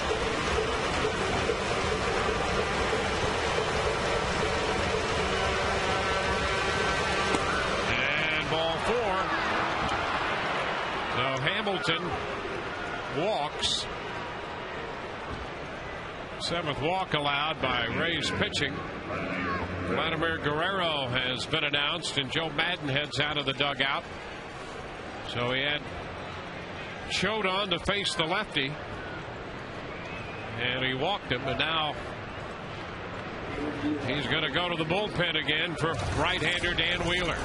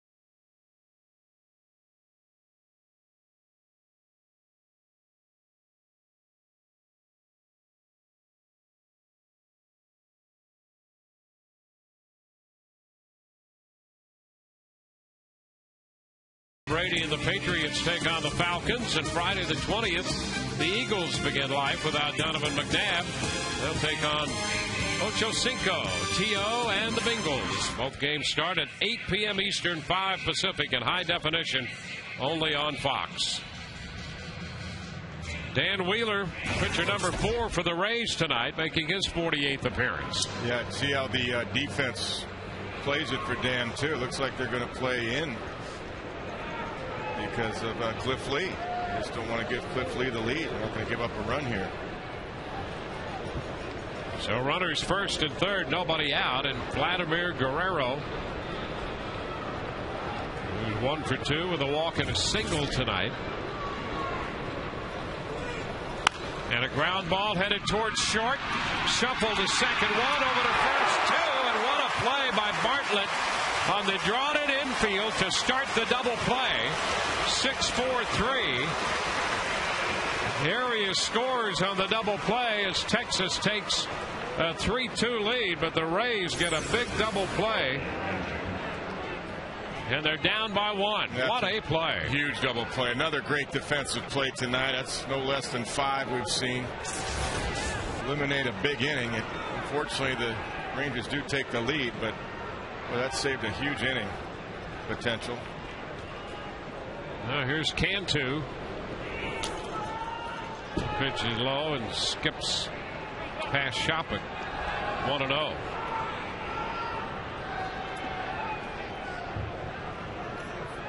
Second run. The Rangers have scored tonight on a double play ball. They got a double play out of Moreland in the 7th, but that scored one of those 2 runs. Now they've taken the lead here in the 8th on a double play ball. 1-1 to count to Cantu.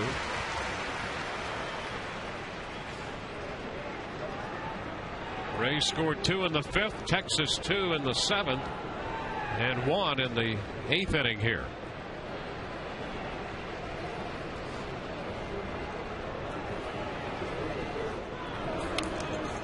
And again, a ball that skips by Shopping.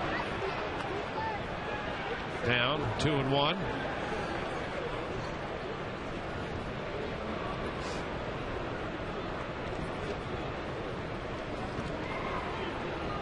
The run charged to Qualls. 2 to Price, 1 to Qualls.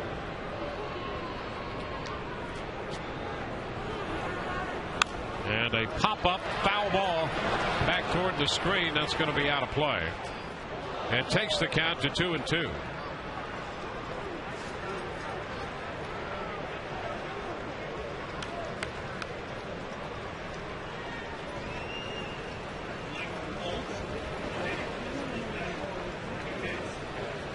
The line's also complete on Choate. He faced one man and gave up the walk. Now a 2-2 count to Cantu.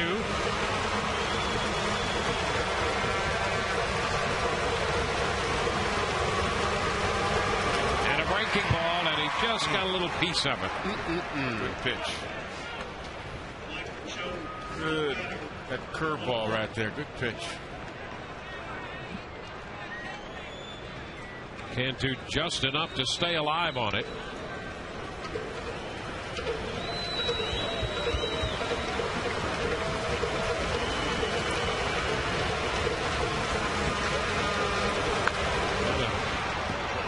Foul ball. Everything's moving. Nothing straight to Cantu right here. He's fighting it off.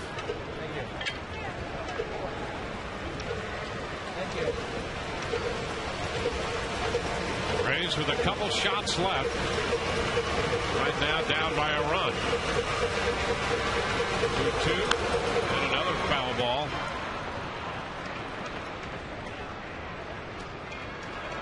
Trying to get a little movement on the fastball as well. Yeah, Shopik wanted that ball in. Walking it up and away, but effective. Definitely don't want to make a mistake in with Cantu. Got too much power. And he hits a high shot back into right field. Back goes Zobrist. He's going to go to the wall, and it's going to be over his head. He's lost it. Now he picks it up. Cantu's on his way to third. Well, a fly ball to the opposite field that fell over Zobrist, and that's going to be a triple.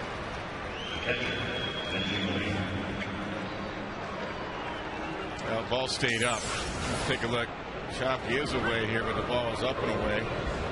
And off the outside corner. A little cut action to it, and Ben just ran out of room. And then he loses it. And by the time he picks it up, Cantu's at third base. So a triple to right. And here's Benji Molina.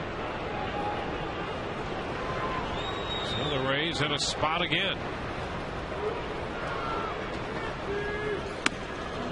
That's a strike. Starting Molina with a fastball. Well, that ball carried a long way for a half swing. Really just a contact swing. And they were playing him in a couple of steps in right. It just continued to carry over Zobrist's head. 0-2, a foul ball.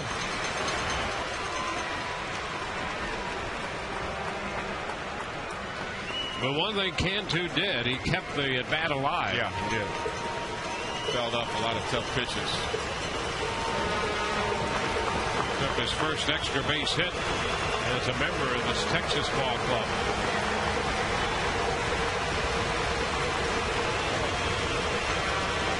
The 0-2 in the dirt, blocked by Shopik. Nice job there by Kelly, saved a run. Smothered it nicely. Yeah, that pitch that Dan threw wasn't even really that bad a pitch. It was off the outside corner. I really credit Cantu for keeping the inning alive, the at-bat alive, and put it in play.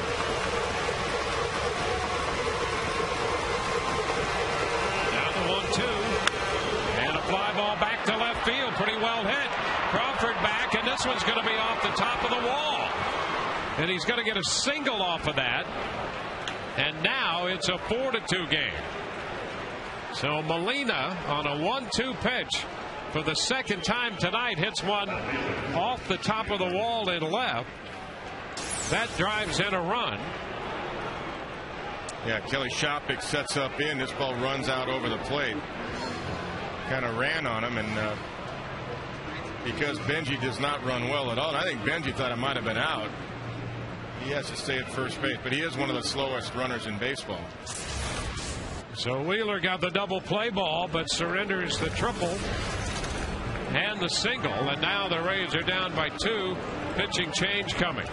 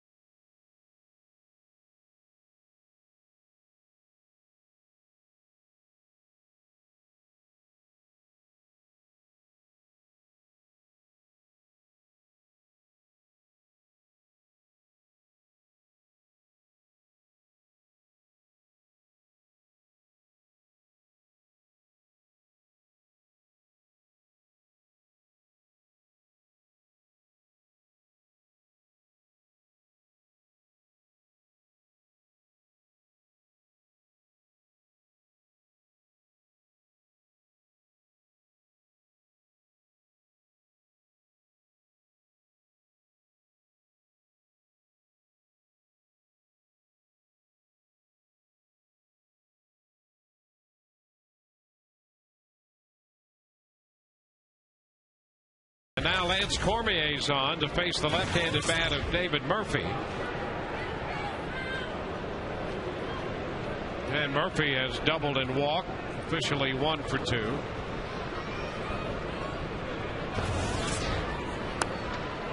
And the pitch to him is down, a ball and no strikes. 2 triples in this inning, something you don't see every day, but the leadoff triple by Arias set the tone for what has been a 2-run inning right now. And with 2 outs, Cantu triple to right. And that's something you don't see every day either from Cantu. No, that's right. That's one thing the Rangers did. They really improved their bench, not just adding Cliff Lee. Traded Justin Smoke in that deal, their first baseman, and they've got a guy like Cantu who can play first and third. He's been around a long time. He's had some big years. And some big power years. A lot of depth. Even though they've got some injuries, they've got a good bench. 2 balls and a strike to count. Tap foul. 2-2.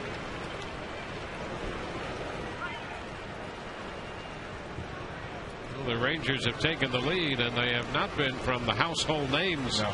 In this lineup. Arias, Cantu, Molina, at least from the offensive side of things. And the walks have hurt the Rays tonight. That's something unusual for this pitching staff. Pitch thrown in the dirt, and the count is full.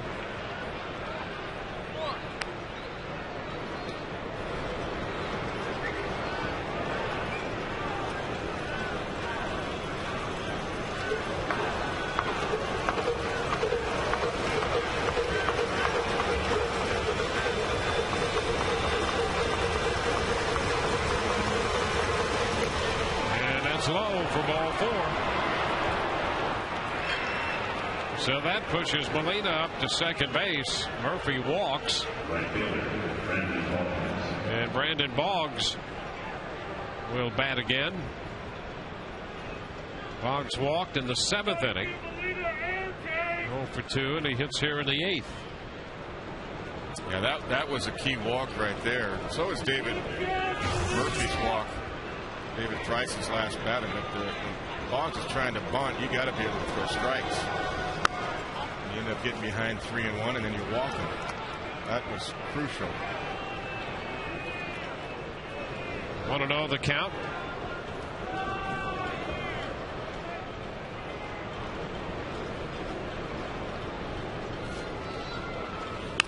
A little tap, first base side fair. Pena steps on the bag, and that retires the side. But Texas puts up 2. We go to the home half of the inning. 4-2 Texas.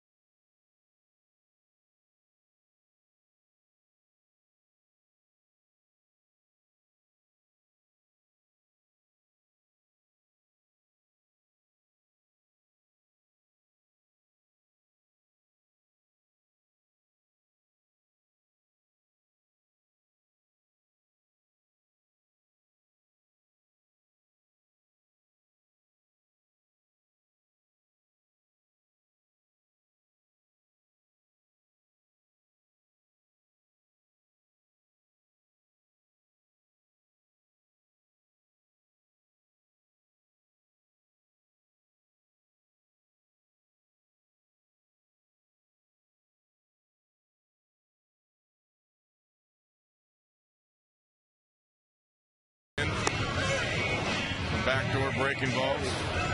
Makes it in his cutter as well, and not for a changeup off the outside corner and a nice short little swing by Willie Ibar. He'd have a game of zeros up there, but he has given up 2 runs. But the Rangers have battled back and now given him a 4-2 lead. It's been almost 30 minutes since he's been out there. That in stark contrast to the 4-minute turnaround that Price had. And sometimes that could affect the guy being in the dugout that long. Let's see. Kelly Shopik. A high fly ball into right. Boggs backing up, having some trouble with it. Staggers, but manages to make the catch. 1 out. Could have lost that one in the roof. I think he did. How about this to this point? Rays pitchers have made 155 pitches tonight.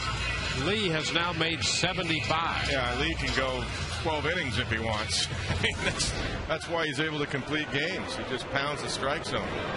Only 75 pitches in. You know, your game plan against him, you like to work the count, but you can't because he's 0-1, 0-2. So that's why you're seeing so many first ball swinging in this game by the Rays. BJ showing bunt right there. And strike the count, or did he call out a ball? I thought that was a strike.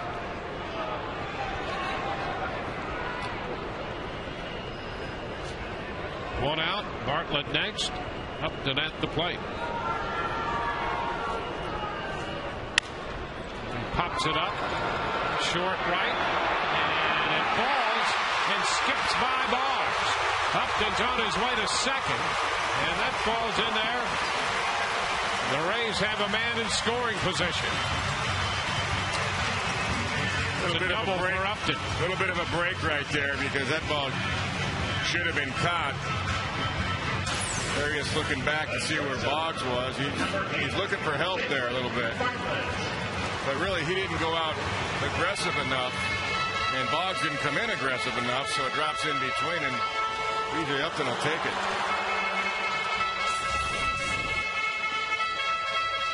30th double of the year for Upton. got to go out as an infielder until the outfielder calls you off. And really, it's top fly priority as the outfielder coming in has to use his voice and call Arias off. So there was definitely some miscommunication there.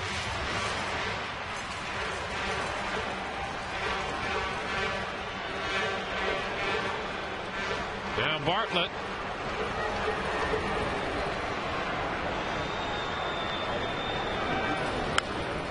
Fouls one back. A first pitch fastball fouled into the screen. Got a good pitch to hit, too. 91 right there. Good swing.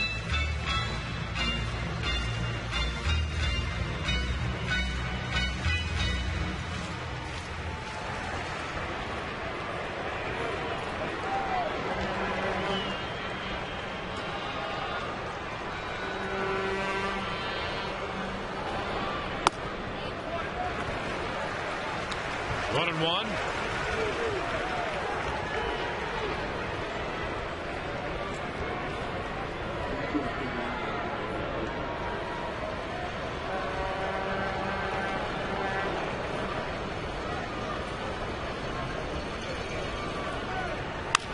Ground ball toward third. A big skip in the deep short.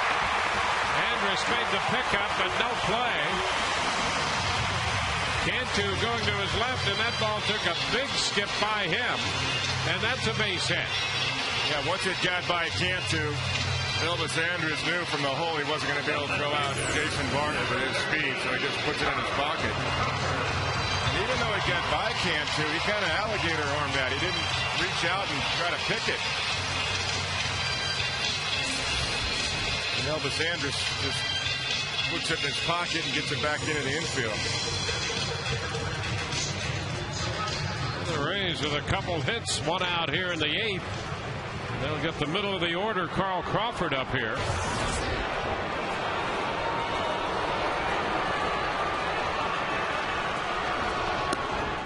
It's down.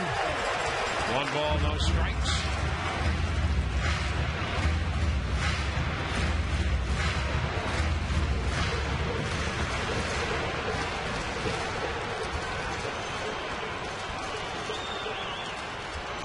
Crawford fouls one away. 1-1 now.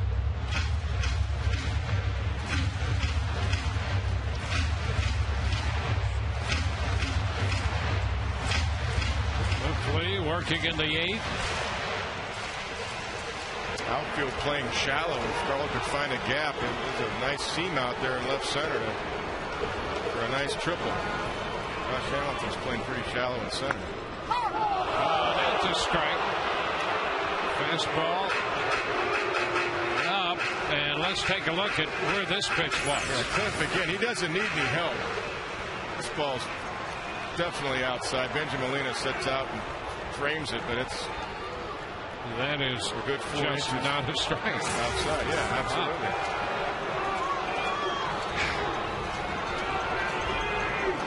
A ball, 2 strikes. Toss to first. Back in there. Sometimes he throws so many strikes, you can almost anticipate that as an umpire. That's a ball. Carl should be hitting 2 and 1 right here. That's a big difference. Absolutely. Crawford bounce one back. I mean, now he's in battle mode. Yeah. As opposed to up there with a chance to be offensive minded.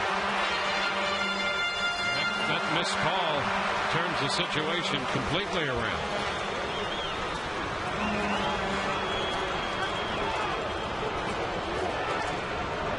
A ball, 2 strikes. And Crawford just got a piece of that one. It caught a little bit of Molina. Carl is still alive, 1 and 2. Wow, he did. I don't know how he got a piece of it, but he did. Tough curveball right there.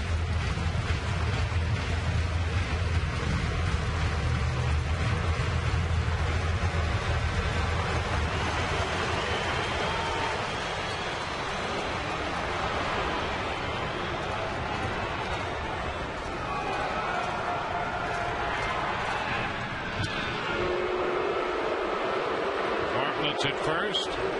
Upton's at third.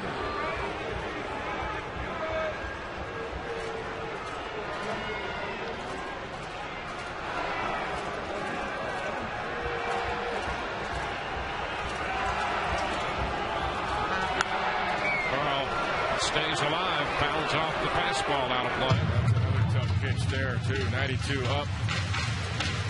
Too close to take. Protection of the plate right there by Carl Crawford. Well, you hope for one mistake. It's tough with this guy, though. He doesn't throw many mistakes. Even the ball that Ibar hit was a ball off the outside corner, and he dropped it into right field for the 2-run single.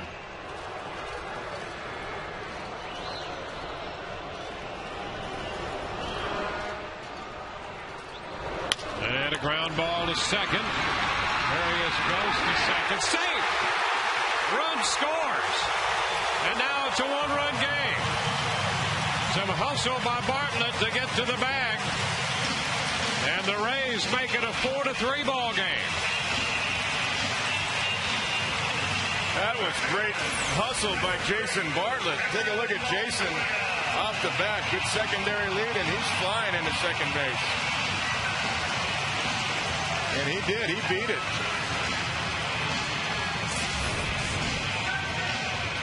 Tried to get the lead runner. They knew 1 run was going to score, and it was too long a throw to try to turn 2, and they tried to cut the lead runner down, and they didn't get anybody.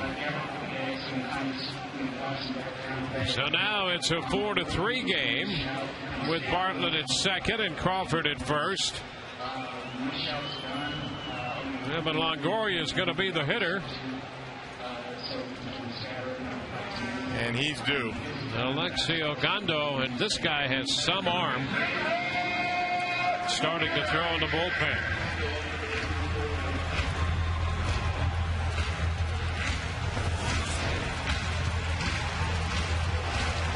So the Rays continue to try to battle back. Well, they got a chance right here with Evan, and he's due. Only hitting 240 with runners in scoring position. They need him now. Looking for his first hit. And he takes a fastball strike. Well, I tell you, got to give Crawford credit, too, for that at bat. He had that strike 2 called on him, and he kept it alive. And Bartlett hustling into second base. Yeah, he put it in play. The run was going to score either way. They weren't going to get 2 no matter what. And a ground ball base hit into center field. Here comes Bartlett. Crawford's going to go to third. A base hit by Longoria. In this game, it's tied 4-4. Longoria shot it to the left of Andrews, through into center.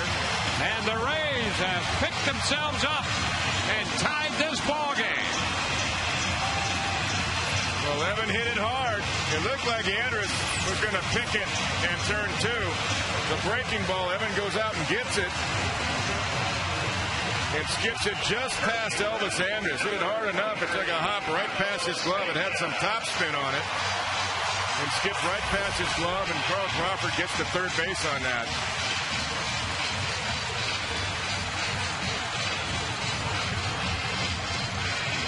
Tell you what, Evan waited back on that. He wasn't fooled by that curve. Well, his first hit, a big one tonight, driving in the tying run. Carlos Pena will be the hitter with men at first and third. How about a bunt to third with Carlos? Yeah, I mean, look at Cantu. He can fall off that line at third. And Joe Madden has told Carlos before, if they're giving it to you. And a line drive base hit by Pena. Here comes Crawford in the Rays lead. Pena jumped on the first pitch fastball and lined it into center field. Pena, just activated today off the DL, gets the big hit to give the Rays a 5-4 lead. Wow, that's huge to have Carlos back, number 1. But how about that piece of hit and going right with it? And that, that's how he was hitting before he got hurt. He was going up the middle the other way. It's a fastball right there. It is a mistake. Carlos didn't miss it.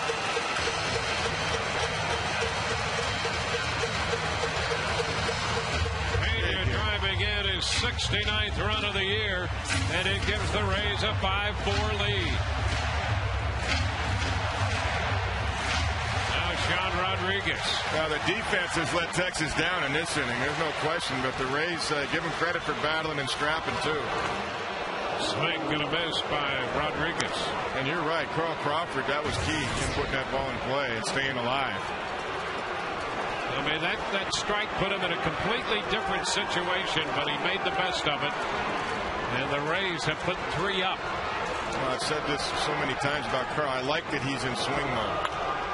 He was not going to go down taking a third strike. I guarantee you that. He might chase, but he's not going to be taking a third strike in that situation with runners at first and third. Oliver, the left-hander, has joined the right-hander, Ogando.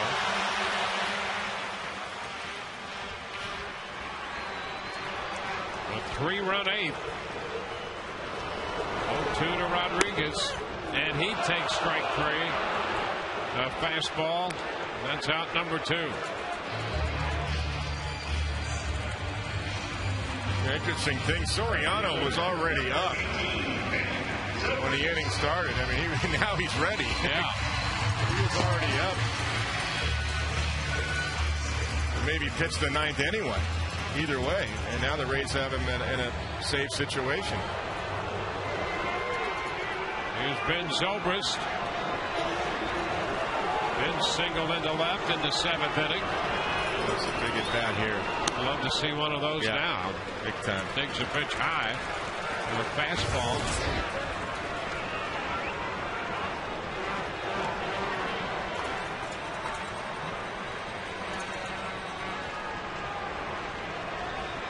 A ball, no strikes. And that one foul down the third base side. Ball moving in on him. Nothing wrong with that. Stay aggressive, Ben. You're the run producer right here.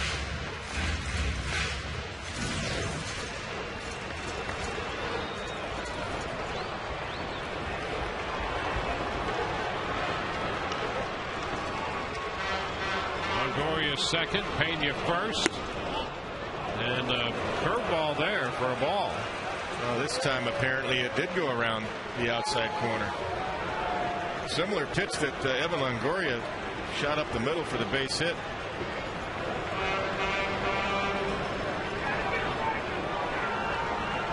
To tie the game. 2-1, a big cut and a miss and a fastball. And it's 2-2.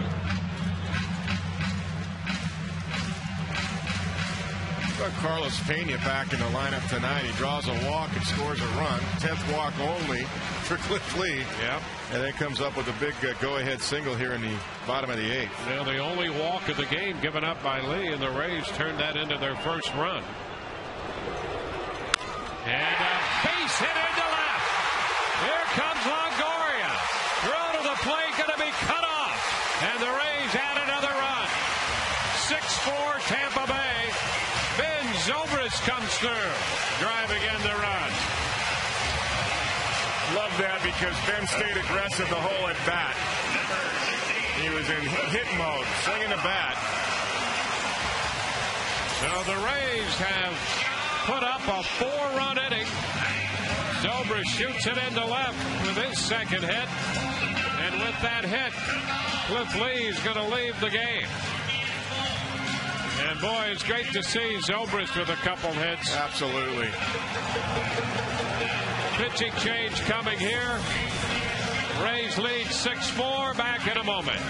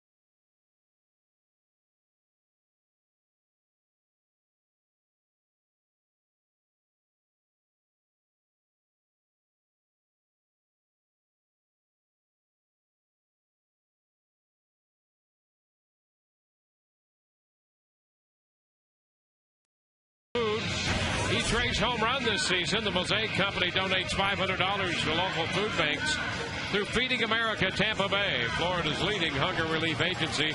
To date, home runs for food has donated $53,500 to Feeding America Tampa Bay. Willie Ibar will bat here with men at first and third against Alexi Ogando. Ibar singled in 2 runs back in the 5th inning. 6 runs charged to Cliff Lee. You see the numbers on Ogando. Now, that was also good base running by Carlos Pena because Cantu was taking the cutoff throw, and Carlos never stopped running. He gets into third. Ibar takes a pitch high. 1 ball and no strikes.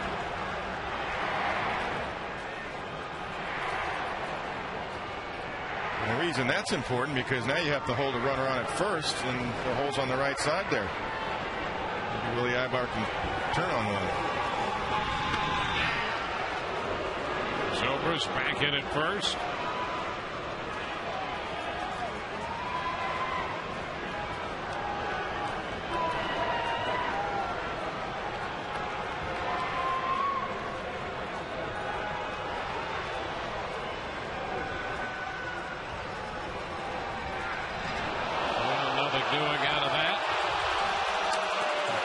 To make a point on that, Dwayne, because normally first and second, a base hit to left field, the first baseman actually has to hustle and be the cutoff man. Because of that reason, the third baseman has to be able to stay there to not let the base runner go first to third, depending on the organization. Swing and a miss on the fastball.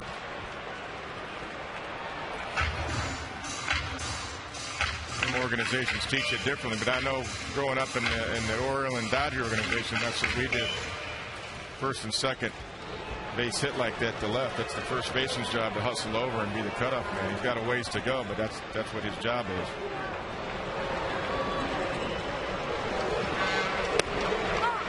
And a strike is called to Ibar.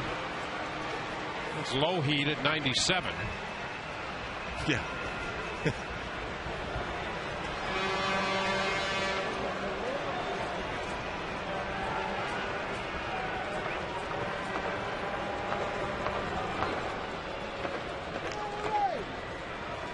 And that is the tag. That's, of course, depending on how hard the ball's hit to left field. That's the other thing. If it's hit too hard, then the first baseman doesn't have time to get over there. But it's interesting just watching different alignments. And a foul ball, just a little piece of that. Zobrist on the move.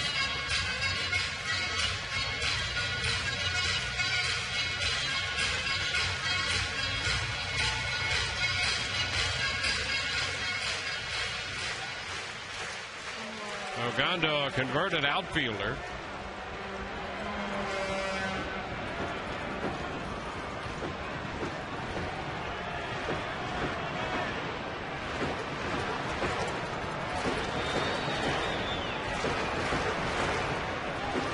Again, a check there, nothing. Rays have Zobrist first and Pena third.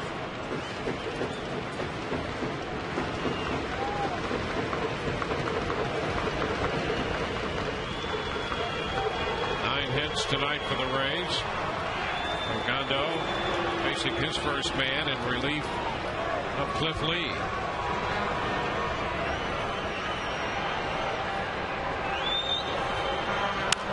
And a little check swing looper down the left side, and that's foul. Well, that would have worked. That'd have been fair. It's not unlike the swing he had against Cliff Lee that he dropped into right field for the 2-run single on a changeup. Little half swing. Well, perhaps that almost 30-minute delay might have had some effect. Yeah. Oh. I mean, the defense let him down early in the inning, but after that he had to work awfully hard, and he did leave a few pitches over the plate. And a fastball inside, too close. 2 balls, 2 strikes. That's a 98 fastball in on your hands. That is some gas.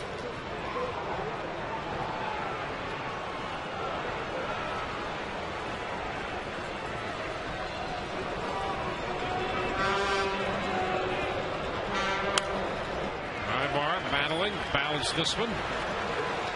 Yeah, there's one more thing I want to mention on that piece at the left. Sure. The other way you can do it is on that particular hit is Elvis Andrus has to hustle back and cover third. The reason I bring it up is because there's no way that Gamtu was going to get Pena, and somebody has to be there at third base. And ball 3. Count is full. It's a lot easier to pitch with runners at first and second than runners at first and third in this situation. Play behind Ben Zobrist over there because obviously he's going 3-2, 2 outs.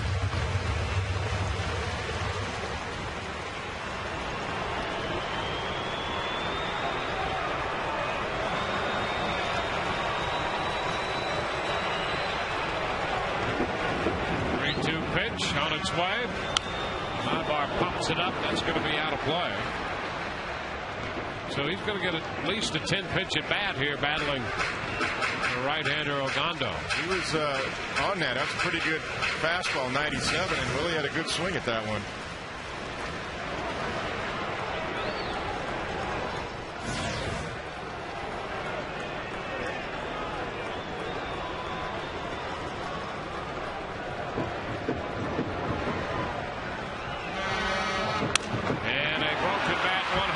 Second. Arias makes the throw to first to retire the side. The Rays score 4 in the 8th. They leave a couple. Crawford got 1 run home on the hustle. Longoria's base hit tied it. Pena and Zobrist added. It's 6-4 Rays.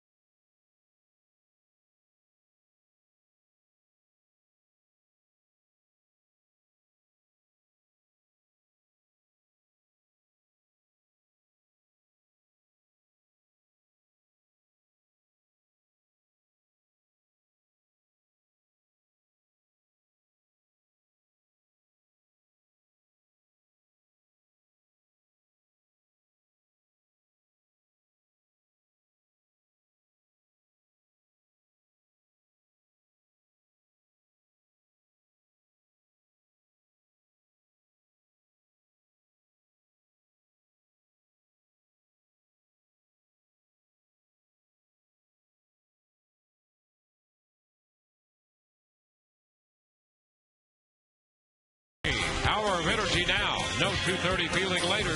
Visit 5hourenergy.com. And by AutoWay. If you need a car, truck, or van, who are you going to call? AutoWay.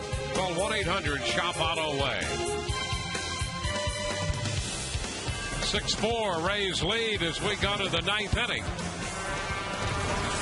Rafael Soriano becomes pitcher number 6 for the Rays. And he faces Mitch Moreland. First pitch is a strike. Nice 2-run cushion for Rafael. Also 47th game now. 33 of 35 in saves and opportunities. And a 177 batting average against. Outstanding. And he delivers strike 2 to Moreland. 0-2.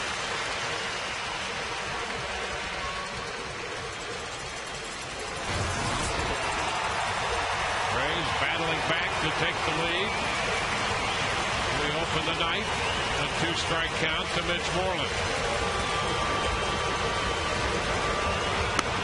And he got it. Moreland could not check on the fastball away. Strikeout number 9 for Rays pitching tonight. Some good movement from Soriano right here, too, in this sequence of 3 pitches. That one was just up and away, and Moreland just could not hold out. Well, it really wasn't close.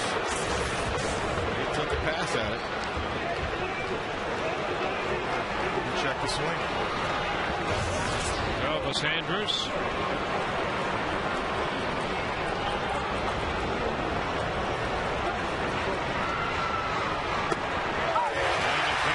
Strike.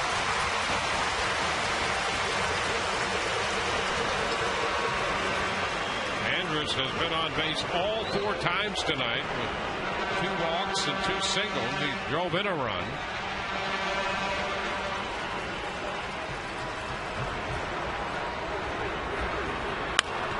Shoots it into right field. Jobas will have to go back after this one. Got it just as he hit the track. 2 gone in the ninth. Well, the Knight is carrying the right field. Sure is. That ball wasn't hit that well, and Ben got a good jump on that. It was not as easy a play as maybe it looked. Joaquin Arias.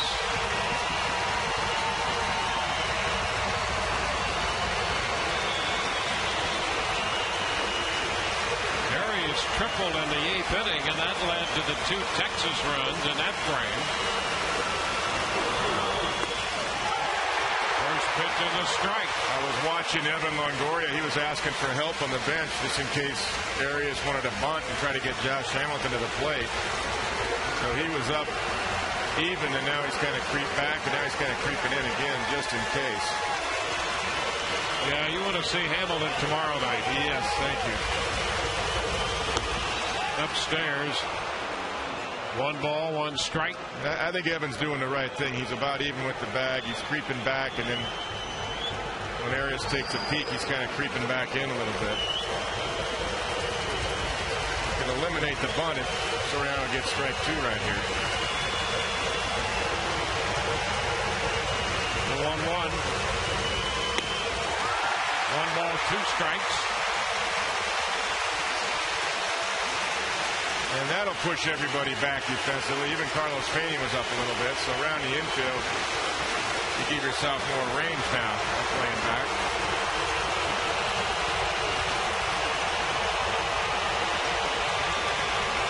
A ball, 2 strikes, 2 outs in the ninth.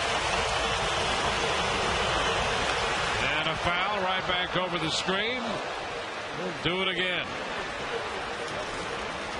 Well, the Rays have shown some spirit tonight. They have. Great pitching matchup. David Price, Cliff Lee. The Rays had to overcome a 2-run deficit.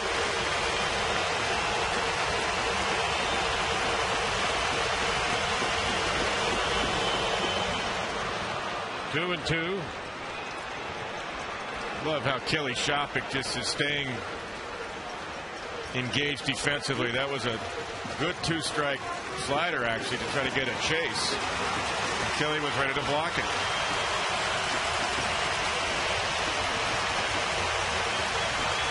Kelly's done a nice job tonight. He's thrown 2 runners out, both Elvis Andrus. He got him. Rays win it. Swing and a miss by Arias. Soriano, a 1-2-3 ninth. The Rays pull off a come-from-behind victory tonight with a 4-run 8th. The Rays are 6-4 winners over Texas, and at the moment they are 1/2 game back of New York. New York hitting in the bottom of the 8th, trailing Detroit 2-0.